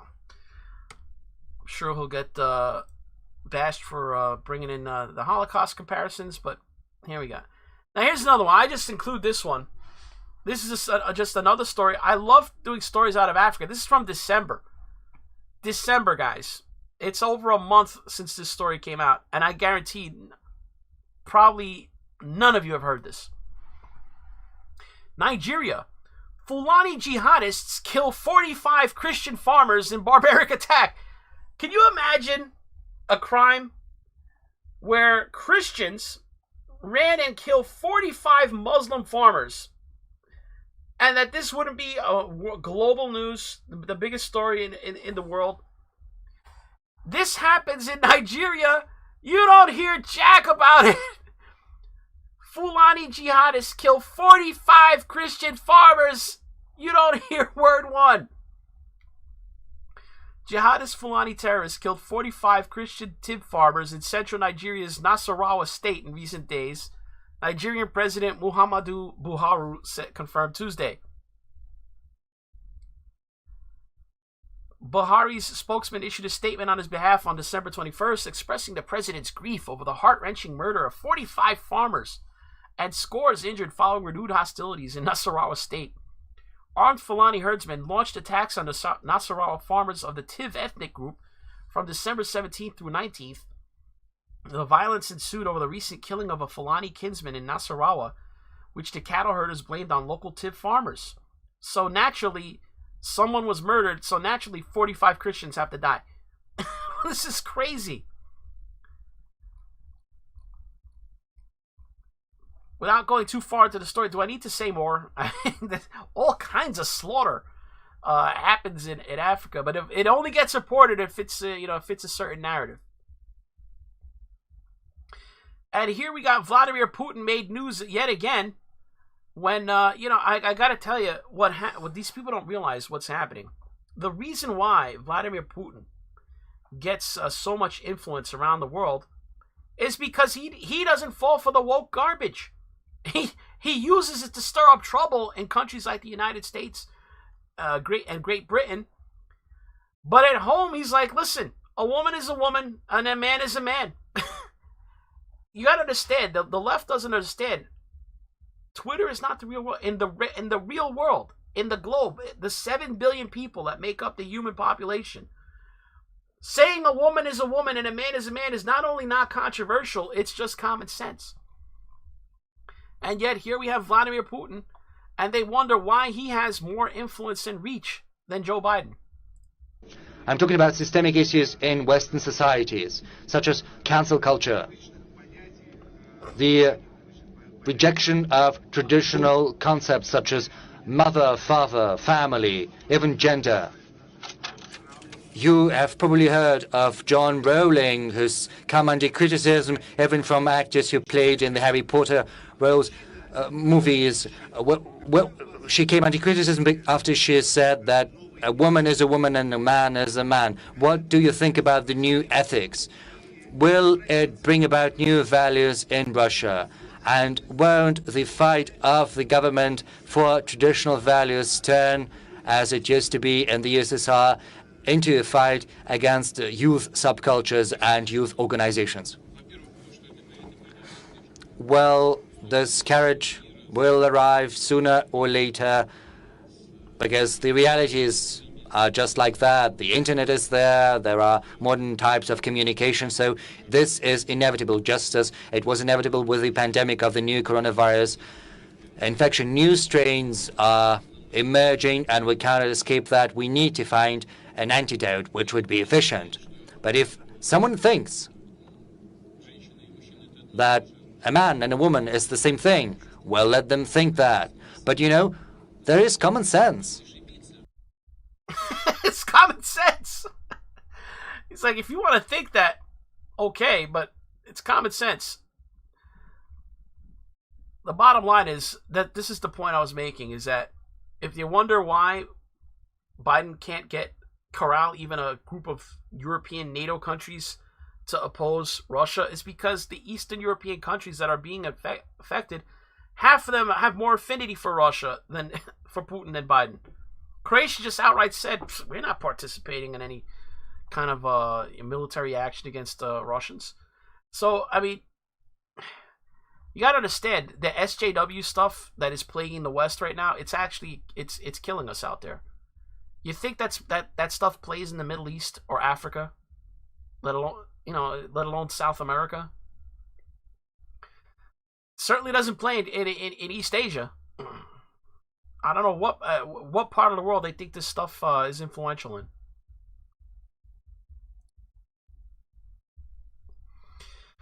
So the laws of unintended consequences. Remember how we've always told how you got to stop those straws. Those straws are killing all the turtles. Got to, the plastic in the ocean. Never mind the fact that 90% of the pollution, plastic in the ocean, comes from two places, China and Africa. Less than 3% of it comes from North America. But no, we can't. We got to eliminate all those straws, guys. Because one time somebody saw a straw up a turtle's nose. Forget the straws, though, guys, because now it's over 1 billion masks that now pollute the ocean. A climate change obsessed culture dictates that we need to commit every waking moment to investigating anxiety and the changes affecting our planet. But conveniently enough, we've somehow neglected the very obvious consequences the pandemic is having with regard to some of the most vulnerable aspects of our environment. Urban areas dominated by progressive leadership have dedicated green initiatives to banning single-use plastic straws or utensils, and many bureaucracies now treat climate change as another public health crisis.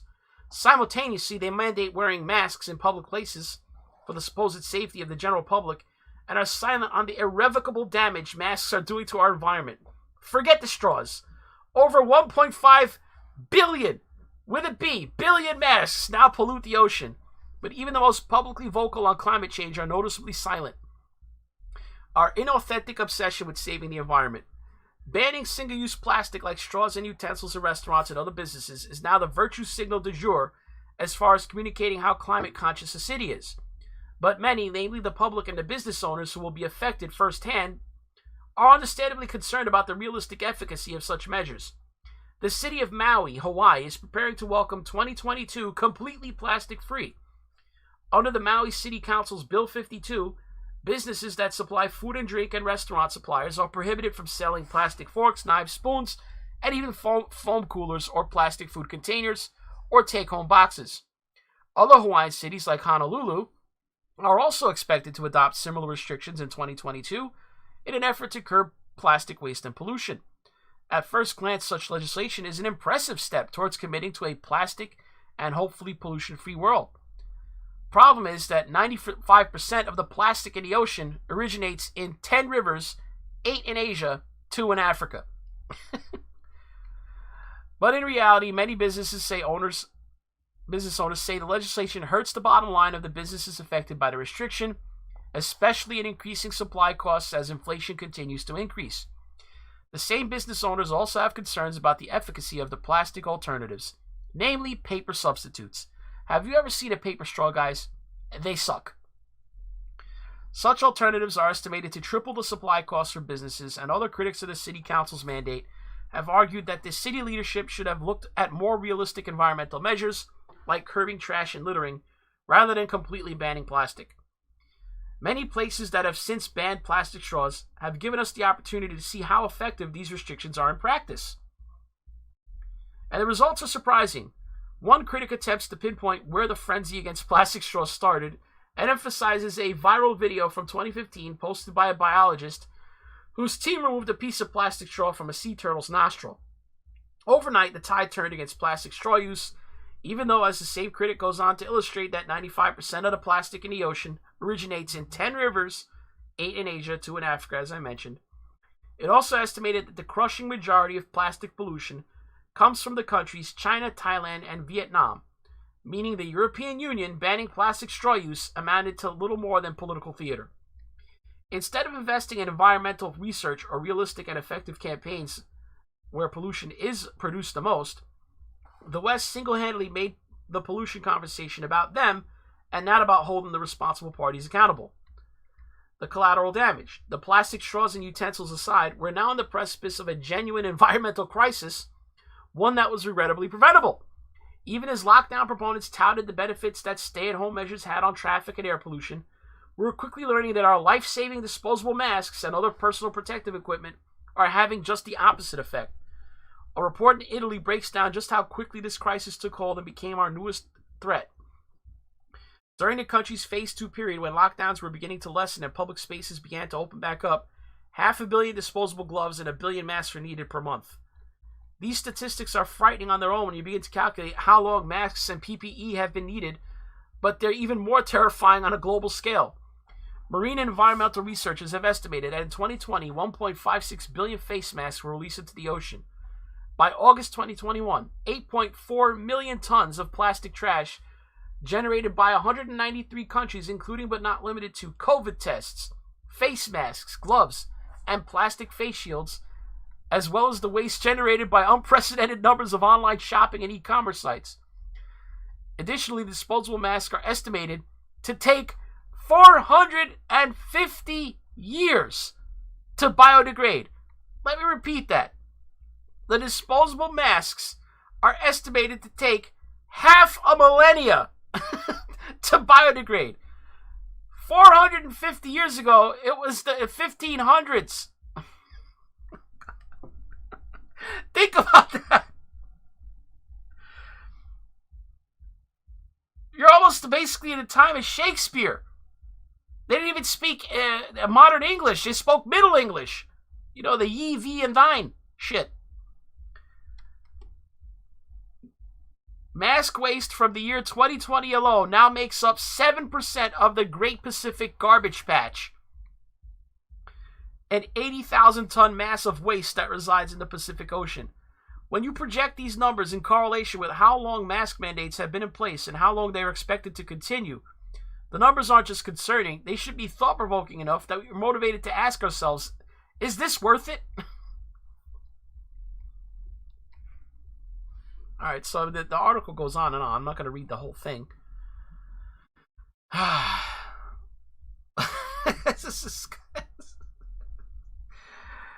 You can't make this up. 1 year's worth of coof waste makes up 7% of the great garbage patch we keep hearing about now. Meanwhile, you can't have straws in restaurants in leftist-run cities here in the United States, even though we produce less than 3% of the world's ocean waste. 450 years for the masks to biodegrade. Think about that. You'll have your great grandchildren will be living and dying, and those masks will still be out there. I don't know, guys. That's gonna be it, guys. That's just gonna be it for this NeoUnrealist. I've gone on for 3 hours, so now that I'm back, you know, we can talk about these things that, even though they're really sad and terrible stories in a lot of cases, that sometimes you just have to laugh at. I don't know. Maybe it's just me. What about you guys? Is it wrong to laugh at somebody's? Is it wrong to laugh at the poor turtle with the straw up its nose? I don't mean to. I mean, I wouldn't want a poor animal to suffer, but I mean, we basically went berserk because they showed a video of a turtle with a straw up its nose, and suddenly we couldn't have plastic forks, knives, straws, plastic containers were all, you know, yeeted over that image of the turtle, the poor turtle, that straw up its nose. Which I should have had an image of the turtle, for those of you who may not have seen it. Anyway, we'll just call it there. That's going to be it for this NeoUnrealist. If you want to help the channel, do me a favor. Hit like for this video. Leave a comment below. Mash down that subscribe button if you're not already subbed to the channel. Click on the notification bell next to it. You put it on the all setting if you want to keep up with newer content. Now, if you want to contribute directly to the channel, you want to toss your hard-earned dollars into the tip jar, just follow the links below to Patreon, Subscribestar, or PayPal. Or if you watch this when it uploads to BitChute later, you can just click on that green tip pledge button that's right there on the video player. Most importantly, guys, thanks for watching.